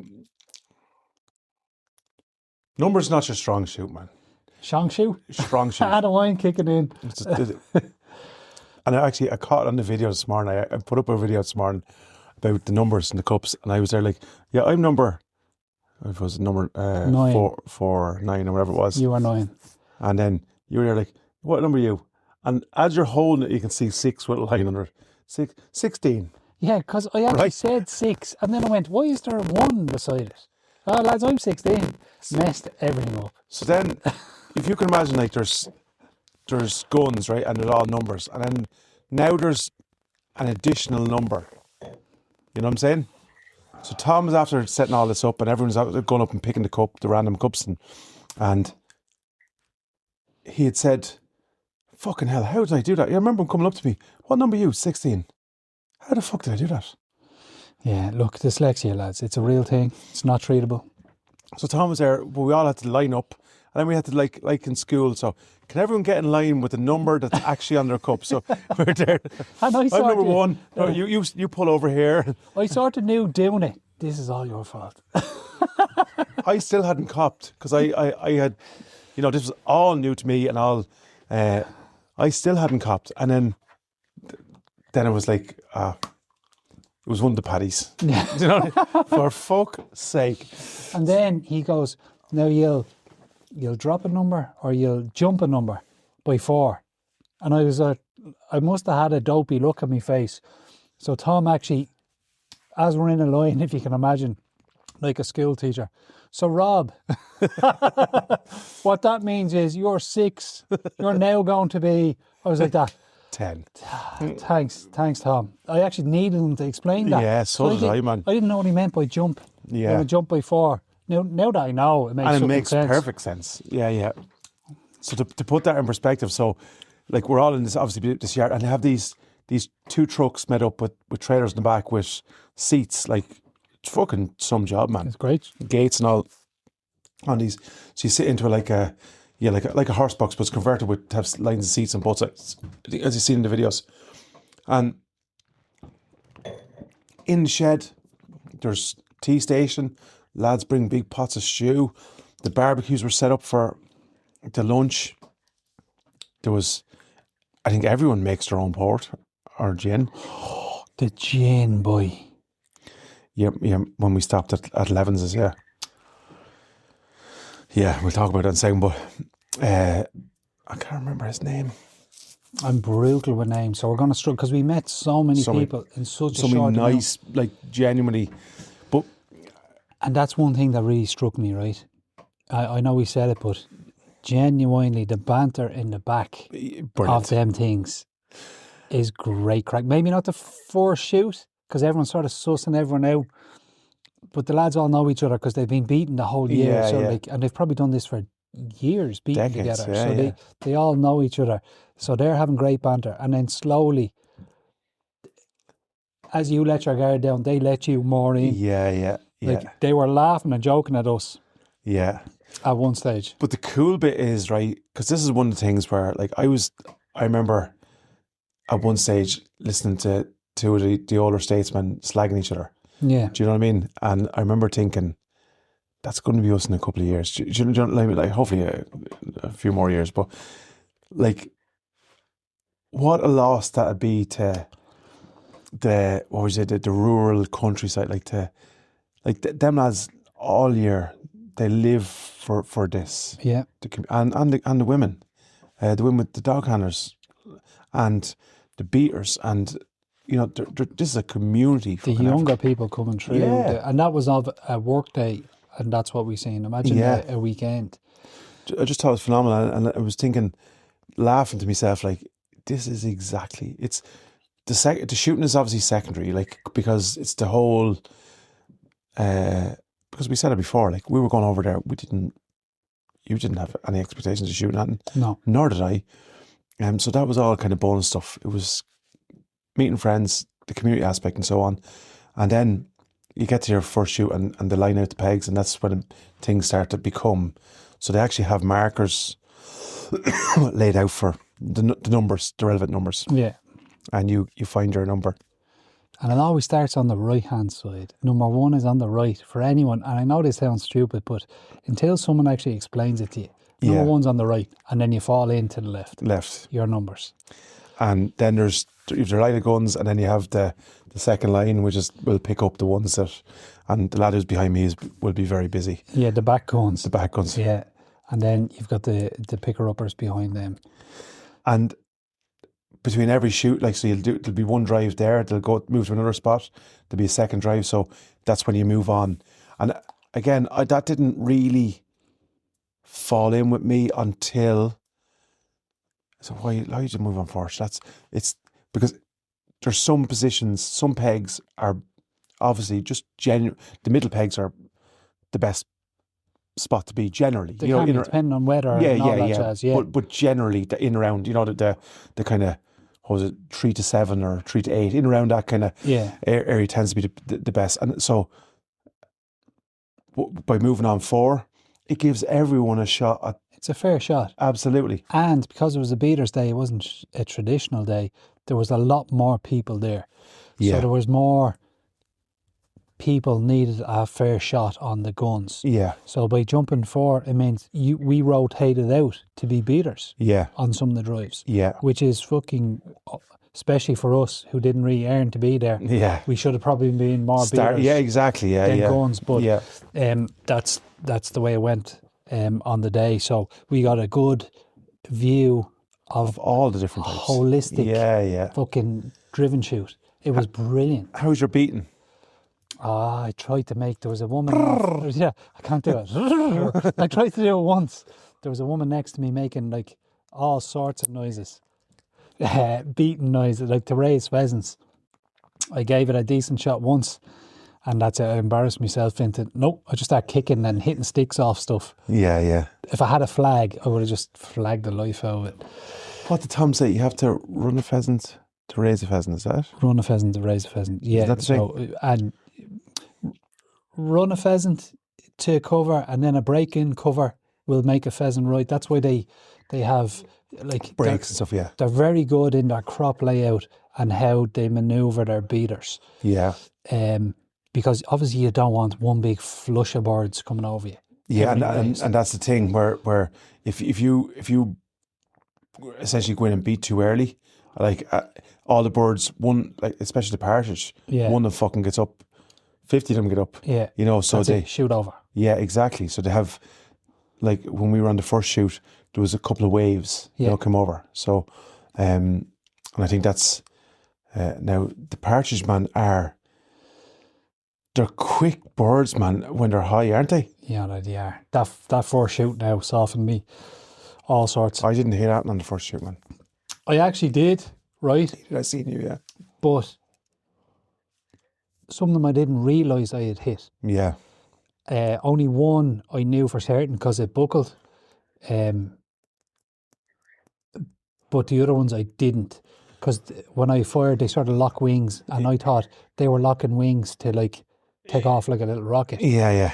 It's only maybe halfway during the day, Paul behind me went, "Oh no, you hit them birds just in the back end." Yeah, yeah. Because he was the back gun behind me, and sure, he was clearing up.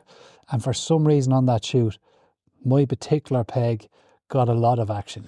Yeah, that was again, it's similar to I was just on the second line over to the right hand side. Yeah. So I got a couple of birds, but to be for myself, I would have needed another couple. It took me probably till, because I was on 9, so then 9 and 4, I was on the periphery on the next one, and then back in again. So it was 3 more drives before I was back into a little bit of action, which is absolutely fair, because it works the same. So it took me then till that shoot to get back into, because I was there. Do you know when you miss a bird, all you want to do is have one more so you can try and correct it. Correct it. So like you're going too far ahead, then you're going behind, and then so you're trying to get your balance right. But I thought it was phenomenal. I really did, because for me, and then there's the whole efficacy of it all. So you're only to shoot the ones coming over you, not the ones coming over the gun to the left and right. But it's hard on your very first drive. It's hard to actually gauge that. So I was nearly a bit too cautious. I wanted them coming straight over me for it. Yeah. And at the end of the drive, the gun to my right, I can't remember the chap's name, very good shot. Yes, He said to me, do not, what did he say? Don't sit on your laurels, or when you're shooting with me, if you see a bird, you shoot it. I don't care if it's over me. Yeah. They were gentlemen of the highest order. I remember him saying, he phrased it in a certain way that just kind of took all the kind of... the messing out. Yeah, you know what I mean? And I suppose that's the thing I really, really, like, there was no, this was, and I think Tom explained it, they run, what would you call, I don't want to say an ordinary man's shoot. He said it in a better way than that.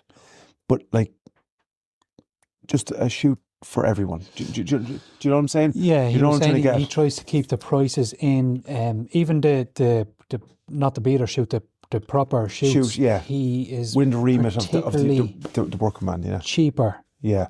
than the other shoots. And I think he learned that from his father, because they're working men brought up in the countryside, and they want everyone to be able to attain what they can attain. Exactly. Yeah. And I think we met Tom's dad, another gentleman, an absolute gentleman. And big into fishing. a couple of drinks. Tom, Kev, come on over. We'll get you anytime. Tuna. Would you like a tuna? I never caught tuna in my life.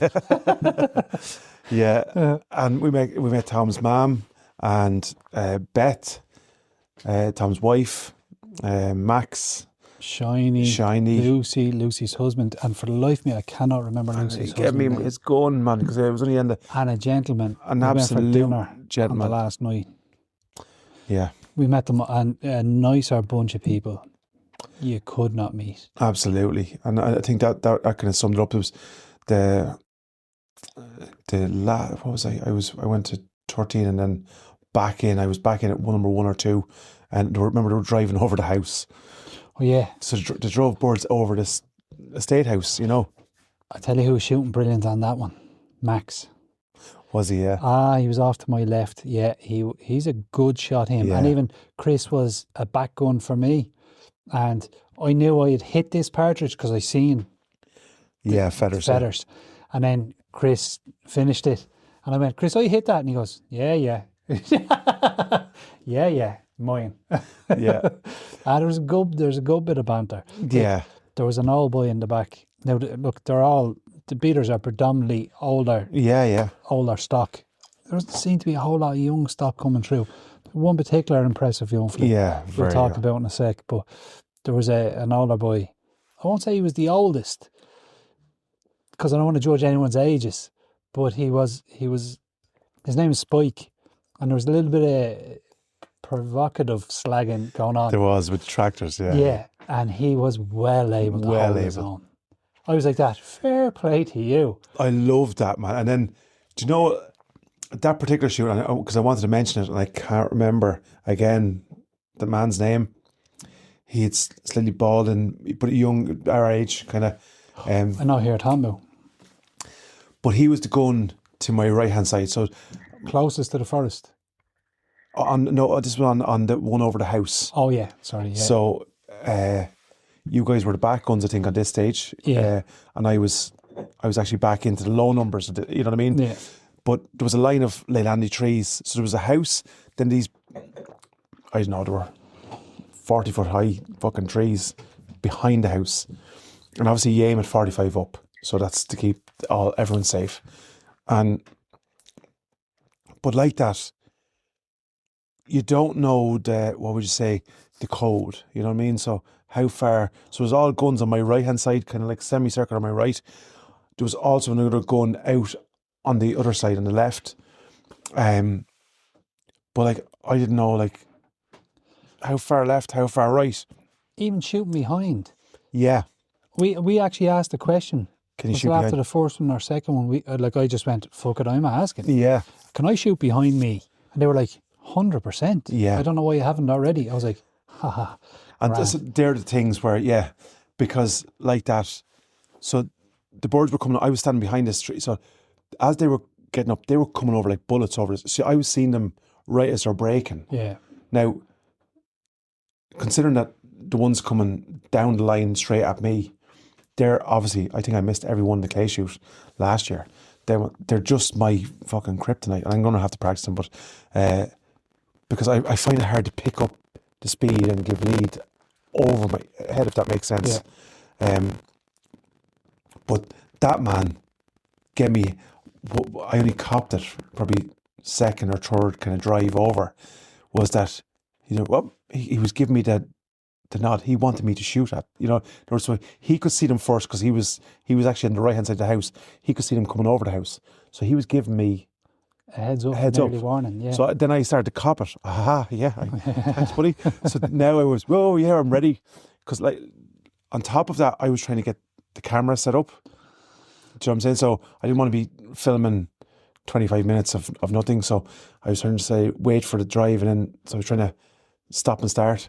And then I started to pick it. And Lucy's husband, I can't rightly remember his name. Jesus, Tom. I'm sorry, and I apologise to him for me, because I should absolutely know his name, considering the man gave me his gun. But he was actually behind me. Had some banter with him at the meal. Very good. He's actually very funny. Very funny. But I didn't actually cop that he was behind me. And one came over and I missed the first shot, and I went give it additional lead, do you know what I mean? Yeah. And clipped it, and it just dropped at the gate post right at his foot. And he just gave me the nod of approval. I said, thank fuck for that. Somebody see me shoot something. But it was yeah, it's like I shot 2 beautiful partridge on that drive. And that done me. I missed fucking 3 or 4 more, but the 2 I hit, I was absolutely delighted with, you know. Yeah. Because there were 2 great birds to hit, you know. But as I said to you, the boys out the right hand side, fantastic. Like, that'll just show you, he was, not only was he not, you know, he was his own shooting, he was worrying about how you were getting shot. Exactly. Yeah, you know. yeah. And then he made it. And a stranger. He worried about how you're getting on. And here's a weird thing about that shoot. I actually wasn't a back gun. I was on the far side of that house. On the extreme left side. And every now and again, I'd get sprayed with pellets. Yeah. Did you find that weird? That was the weird part, because that's the thing we're not used to over here. Like, I remember I was on the second one. So I was on the edge of the forestry. You guys were coming up the other side of the forestry at this stage, I think. And I was with, he actually was a pathologist, this man. I just got chatting to him, retired, which I thought was cool.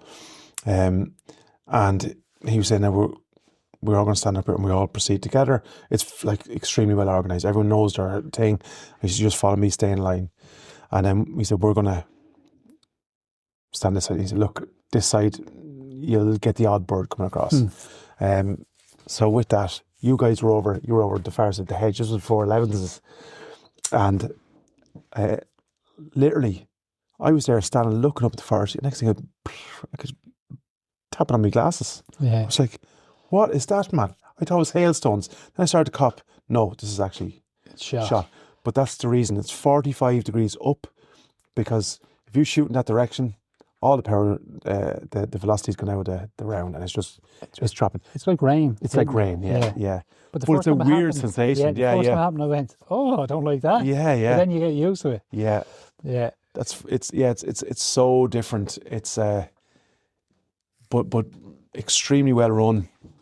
You break for 11s. Remember, we went down and we had Slow Jane. Now, I wanted to talk. I can't remember this man's name, but we're brutal. We may start keeping. I know. But like, everyone's coming up, shaking your hand. Everyone's like, we're chatting to lots of people, because they're all lovely. Yeah. And some of them don't even tell you their name. Like, they're just saying, how welcome. Are you? Yeah, welcome. Yeah. And this particular fella came over with shots of Slow Jane, and you know what I'm like? The likes of Palinka, and like, I actually dick. I don't do that. I duck out of drinking like shots of spirits, but this was Slow Jane, and the boys were fairly insistent, so I took a shot of it, and as soon as I drank, I went, oh, give me another one of them. Yeah. And like, I've had Slow Jane, but this one was particularly nice. Yeah, and this man prides himself on, I think everyone has their own recipe, you know what I mean? So, yeah. You know what I mean? It's like the badge of honour, this is my one, you know what I mean? And he had all the glasses, like, and he should sell that. Oh, it was beautiful. And I think we had 1 or 2 of them, and then we had a couple of beers. But it was just a chat, everyone together. And it's a really cool thing, man.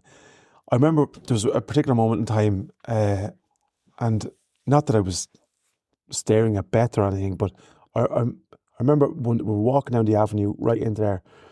Beth was in front of me with Lucy, and Tom and Beth and Bella on their back, like all wrapped up. And I was thinking, this is like, it gave me a. I said to you afterwards, we have to up our game coming into next season. You know what I mean? Try to get the girls out and the kids. Yeah, do you know what I mean? Just and I know this year was the start of it. Like we had a huge gathering this year and family and all that kind of stuff. And I'd love to build on that. Like get the more of a just more of a involvement to experience some of that. Like, you know, Yeah. you don't have to shoot. You don't have to. You don't even have to like it, but try it, experience it, and then make up your mind. Absolutely. And I think even the banter, like we had good banter this year, especially at the breakfast table and so on. And we've seen it over there. You know, there's that. But I think we could pick up a lot, and I think that's the beauty of doing what we're doing, is going to different places, experience different things, and bringing some of that home, some of that back, you know. I think clubs around the country, if I was to, I suppose, encourage anything, would be, you know, if the more you can put in, because I see loads, I seen it today, there was a lad releasing cock pheasants today, you know, for, please God, for next season, and one lad put up, looks like fox food or something to me or whatever, and I was just saying, man, I did comment, and I just said, dude, never mind the naysayers, keep doing what you're doing, you know what I'm saying? All people are trying to do is make it a little bit better than it was last year. And if we can continue to do that collectively. What's the saying? The saying something along the lines of plant a fucking acorn that someday your kids can get shade under. Exactly. Do you know what I mean? It's that type of mentality, I think, that's gonna because like I've loads of ideas. I told you, buzzing. You're a good idea, Ferdy. I know, yeah, and I know a lot of them, but I still think though. No, all very good. Yeah, I know I do this thing where probably unattainable a lot of it, but if you reach for stars, sometimes you get halfway there. You know what I'm saying? But if we can get a couple of farmers to plant the periphery and cover crop, yeah, you know, and maybe even incentivize in some way and say, look, right, we'll cover the seed. If we can go to 5, 6 and do them to get them to do the periphery, then the livestock can eat it. We've a bit of cover crop for our pheasants and additional wildlife. So everyone's winning. Like, it's no coincidence, man, that we go over into Norfolk, and it's the highest number of hares, the highest number of rabbits, deer, woodcock, snipe, duck. I know. Do you know, that's not a coincidence. But we are trying to actively, when Tom is over, to give us tips, tips and stuff like that. So look, I think that's our next thing, is try and get him over, let him critique. The biggest thing, I think, we went back to the barbecue. Oh my God, the venison sausages and the burgers, man. I actually didn't taste the sausages because I was too busy talking to people. I tasted the burger was lovely, and I tasted the stew right at the end, the Chinese water stew. I remember I actually I was actually going to the toilet, and one of the lads was like, do you want some of that stew? I was like, no, I'm fine. What is it? And he goes, Chinese water. Yes, I do. I came out, I tasted it, and I just went, here, buddy, take some of that. It was phenomenal. Do you know what I mean? The burgers, I had medium rare venison burger. Oh my God, I can taste it now. Just buns thrown out, a lot on the barbecue, venison burgers. The sausages, I remember, I'm going to have to taste one of them sausages, man. And I queued up, and the man said, oh, we not put that in a bun, or I said, no, just put that right there in your hand. It's just really hot. I said, I don't. And I was walking off, and one that's, he's Irish. So I was just walking away with a big venison sausage in my hand. Phenomenal, dude. Absolutely. And then back out for the last drive. And we just, I suppose, got in just in time, I think. Yeah. The weather started to turn. The weather turned nasty, but at that stage, I think everyone had a fair... Yeah. A fair amount of it. The only reason I didn't get a venison sausage is I was talking to that young lad. I'm going to say Alex, but I'm probably wrong with Alex. You could be right, dude. You know who he is. Yeah. A 14-year-old young fella, his mother turned up later in the pub, but This young lad now would put most adults to shame. He would. And I was engrossed in talking to him. Cracking little shot as well. A good little shot, shooting the 20 bore. Yeah. But yeah, helps Tom, drives the forklift, helps Tom with the rearing. I asked him, I think one stage, what's the dream? What do you want to be? Gamekeeper. Gamekeeper, yeah. Obviously, but just to tell you how head screwed on he is for a 14-year-old. But obviously there's no money in it. He said, so I'll have to do something else just to facilitate me. So he's doing a side hustle to be a gamekeeper. You know what I mean? Yeah. And his side hustle, I think his dad was telling me, in one of the drives when we were driving, he's, for Christmas, you know, as most kids want PlayStations and whatever, Xboxes and all that kind of jazz. This young fella wanted a welding table or an attachment for his welder, do you know? And I think that's, do you know, and he showed us some of the things he's making, man. Like, mother of God. He was showing me some really classy stuff down to some really practical stuff. Like he's making, you ever see the game holders for the back of the quads? Yeah. So all the pheasants get hung on them. And a couple of shoots now have ordered these from him. Yeah. He's cleaning up. It was a funny moment. We're actually back in the pub and his mum had come in and she was chatting and obviously, you know, she was saying like, there's a Friday and he'd obviously missed school, right? And over there, I think you get a fine if you miss school. Yeah. And he was saying to his dad, don't worry, I'll take care of the fine. In other words, little fucker. because he was earning so much, you know what I mean, doing his nixtering and his jobs and stuff, that he was, yeah, I'll learn enough. Yeah, be grand. I'll cover that for you. And I remember his dad looking at me and and I said, you need not worry about me, my man, you know, thinking that young fella is going to be fine. Do you know what I mean? Yeah. He's just fine.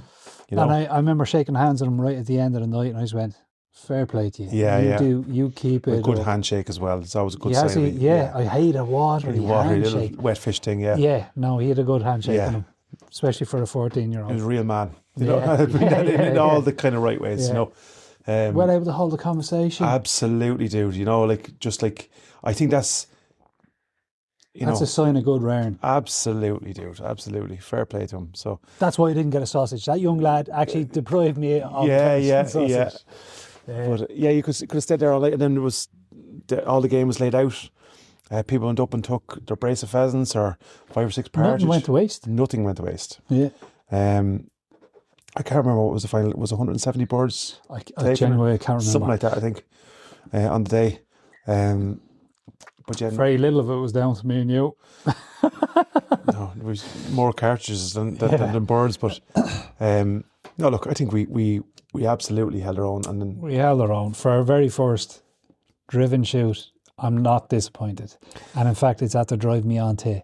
I'd nearly get obsessed about wanting to get better at that. yeah, I definitely have plans to go and do it again. Definitely, and I would urge anybody, because the lads can tailor a shoot. You know what I mean, depending on how many birds. You can split a peg. Yeah, you can have 2 lads. You can have 2 lads on a peg. Go like 2 shots. I didn't know that they actually tailor for that, but they do. Yeah, and that's a good way to get introduced to it, because I think as well you'll actually learn more sometimes from standing behind somebody else. Yeah, you know what I mean. If I was actually watching some of the birds you were, and that's how I was picking up. Oh, he's given that. Now Yeah. I couldn't see exactly, but because I was over to slightly to the right hand side, but I could see you were giving it. Oh, I need to give a bit more lead there. You know what I mean? So it was always, and even the man in front of you, you were watching him. So you do learn more from probably looking than sometimes than by actually doing so. But definitely, I'm mad to get back in. When a high bird, this is no messing, dude, because like we've all shot pheasants, and you know what I mean. And my ones this year, especially good now, a rough cover where we are, you know, they get up, and you're letting them go a little bit, and you're you know, and that's one shot, right, or across or right to left. yeah. But when a high bird comes over you, You know what gets me? the drop. No, when you can see the bird coming from a good bit away. It's actually, I've lots of time here. So you're nearly, now you can't imagine, I'm standing up now, right? Yeah. And you see the bird and you go, yeah, I've plenty of time, get the old gun ready. You raise the gun up, yeah, perfect lead, he's really high, this is going to be great. And when you actually do connect with it and you see it fold, Yeah. you go, It's a thing of beauty, yeah. And then when you see them fly on, it's a thing of heartbreak. But when you see them fold, Yeah. I have to try and go through it. I haven't got my mind right yet to go through all the footage. But there is, because I have so many misses, right? So I have to try and find it. But there is one of them partridge on video that they come over the house. And I think I have it where I look to the gate and you can hear it, boom. dropping, yeah. And it's like that. It's like it does slow down for a second. You know what I'm saying? As you're watching it, it's like the do do do do do, and then you can see it just dropping and boom. And I remember looking at that man behind me, and he gave me the nod of approval. I said, yeah. If I do nothing else now all day, that's me. That's right. But it's a phenomenal experience. I would absolutely urge.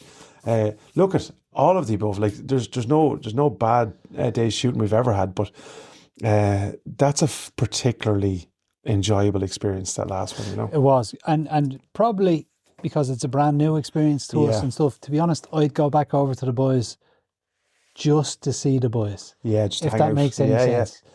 Will we do some shooting? Yeah, we'll do a little bit. But we'll also just hang out. Yeah, and have a chat, and because it was all about like that evening. Like remember all the lads. It was actually some of the lads from the shoot come back down to the pub, just to hear some of the stories. There was 8 or 10 or 12 of us in the thing, just get around, and lads were saying, do you remember that shot? And they're like, oh geez, I remember that you were there, such and such.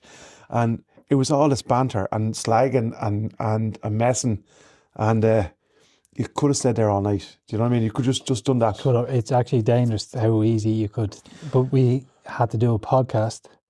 Yeah. So we jumped back to Tom's, and what struck, I didn't know it at the time. We did the podcast.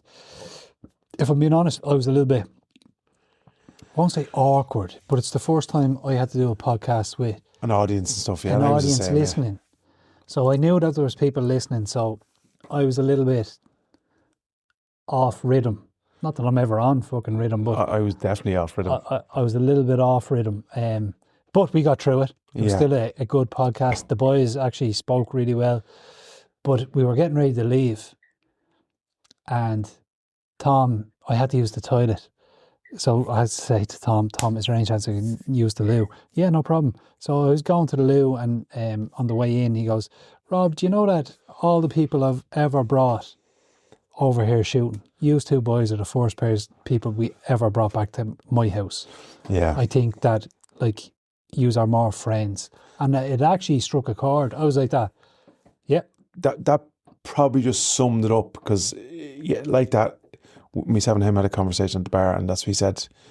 He said something similar in terms of, you know, we look, you're friends now, you know what I mean? We've the lads enjoy when you were coming over, and look, I hope that we shone a good light on Irish hunters coming over to the UK in terms of how we conduct ourselves, and you know, obviously there's the semi-professional side. We're not saying professional in terms of the podcast stuff, and then there's also then, you know, hopefully we weren't too much of a burden on the lads, and you know what I mean. We held our own in terms of, you know, pulling our weight and so on. I think we did that. You know, I think we did that. So I hope so. Yeah. I hope so. And for any Irish boys looking to go over, they should really consider it. Yeah. It's a very short flight. There's no language barriers. Not that a language barrier is a problem, but it can be in certain circumstances. It's reasonable. Yeah, I know. Like we were, and look, we'll probably go to Hungary again this year or whatever. And I know sometimes that's not attainable for people, you know, and I understand, you know, it's a long flight. You probably have to book a slightly longer stay and so on. UK is something that you could fly over tonight. It's something you could dip your toe in and dip back out again. And do I like the travelling? Yeah, exactly. Yeah. Do you know? I definitely think, like I said to the boys, they were actually, we got chatting on the last night when we were having a meal, and we were talking about hunting trips abroad and driven shoots, and we were making all kinds of plans, right? Where all great plans are made. Yeah, but I remember saying distinctively to the lads, I said, whatever, just go and do it. Just go and book something, because like what we were doing, probably before Christmas, if you just let it go and trying to book your date. You're particularly good at this. Yeah, but that's because I have, you know what I mean? I'm in a situation where I have to. Yeah, but you will just ring me and say, That's booked, yeah. you're booked. Yeah. Now you're going. And I always want to go. Yeah, But it puts it in stone, yeah. Puts it in stone that, There's an immovable date there, yeah. yes. Yeah. And then everything falls in around that. Around that, yeah. Where if, I'm busy, I'll do it next month, or maybe we'll leave it closer to the date, it won't get done. It won't get done.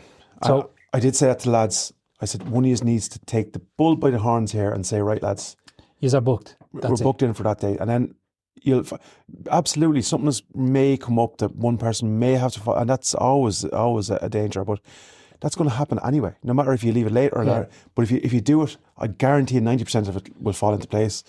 The rest of the stuff, the lads will take care of. They can, I think Tom explained it, you can bring guns over. The guys will, like, they go out of their way to try they'll and do whatever. If you things. say, I want to shoot deer and I don't want to do anything about it, they'll organise all that. All that. And everything in between. And I think that from that perspective, from a newbie getting involved in it, like as in hunting abroad, and especially with the deer and stuff, the muntjacs and the you know, because obviously the bigger animals are bigger money and so on, right? But if you went over, just picked one of the animals, the Chinese or the muntjac, and said, look, I want to spend 3 days, it is attainable. You know, it's very, very attainable. You can do that. It's well within a reasonable budget. And as I say, if you book it in time, you'll get the car for fucking 3 days was less than 100 quid. You know what I'm saying? Yeah. You've the rooms were reasonable. 200 quid for the 3 nights or something like that. Yeah. With including breakfast. With including breakfast. I actually don't know how they're doing it. I don't know. But they are. And grub, again, 15, 16 quid for your burger and chips. I mean, all that kind of stuff is very attainable. And if you give yourself enough time, I'd encourage, because like, you take that trip is going to be cast in stone. We're going to take that. Well, please God, our trophies will be here. Some of our trophies are ready to be shipped. Yeah. We're just waiting because of this trip to ship them all. Ship them all together. Which very is excited about this. Hugely excited. Especially with the room. Yeah, everyone's kind of culminating together, you know. Yeah. And that's, yeah, imagine, I never live it down if there's fucking 3 or 4 medals in that kind of room. But here's the thing. In 2 trips, I've got at least 2. If not 3 medals. If not 3 medals. Yeah. That's phenomenal. There you go. Well, like, take it for, in 2 trips, we had 300s in the first one, me, you and Yanis, and we had us in the second one. Yeah. We had 2 medals, if not 3 medals this time, right? Yeah. And we had 1, 2, 3 medals last time? I think so. Definitely 2. I could have been 3. Well, I think Yanis's Chinese is definitely a medal, isn't it? His Chinese is definitely a medal. I had a look back at some of the pictures of the muntjac. Iffy, yeah, okay. We'll wait and see. Yeah. Hopefully it is. But yours, it was Chinese. So definitely 5, if not 6 medals. Yeah. You know what I'm saying? In 2 outs. Yeah, so that's something to brag about. Yeah. It's not, and look, and obviously can't guarantee that. And I walk straight into, you know, first animal on. Do you know what I mean? Yeah. And but like that, I think if you go over with no expectations, it's just really better. Enjoy the fucking thing. Yeah. That's the one thing I've learned probably over all of our trips. I'm enjoying them more now than I was early doors. The early doors there was obviously because there's a huge light on with the podcast. So there's a pressure on there. But there's still a pressure on with the podcast. Yeah, but it's more kind of. But we're more experienced and we don't really care. No. Like no more than you. You're open to talking about if there's a bad shot or a miss or that's hunting. Yeah, whatever. So, look, dude, if people are coming here, the podcast and on the page and stuff, expecting to see that Perfect. we're the number one hunters and number one shooters. And look, there's loads of other pages. Go over and listen to all that rubbish there. So there's loads of people that'll tell you they're all number ones and number one. Yeah, Grant.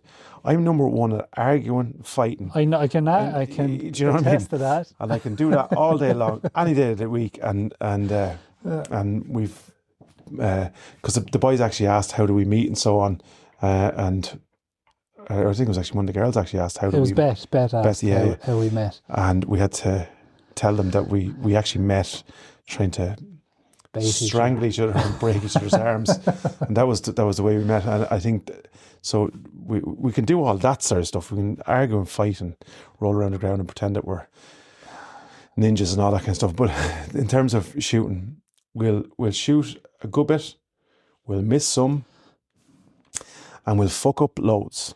And that's just it. We're the average hunter. Yeah. So, on that note, my man, that's 2 hours of a podcast. And that's the longest one I've ever done. Yeah. Well, we might as well go to exactly 2 hours. That's 59. This is now the tism stuff jumping right in here now. But yeah, I really like. I think hopefully we conveyed how enjoyable it was. And we're not overstating it. We've had, I think this is probably one of my favourite podcasts because it was one of the times where, the hungry one as well, where we look back, I always have a smile on my face on some of the stuff that we get to do. And we're getting to do it all over again next week. You were off to Lambay. And we'll keep you posted how we get on with that. That's going to be an experience in itself. That's magic. A huge thanks to Paul. Like, I mean, Jesus Christ, we're absolutely blessed. There's bigger things going to fall out of that. Yeah. In terms of youth shooters. Now, my autism is saying that we are coming up right on 2. Goodbye.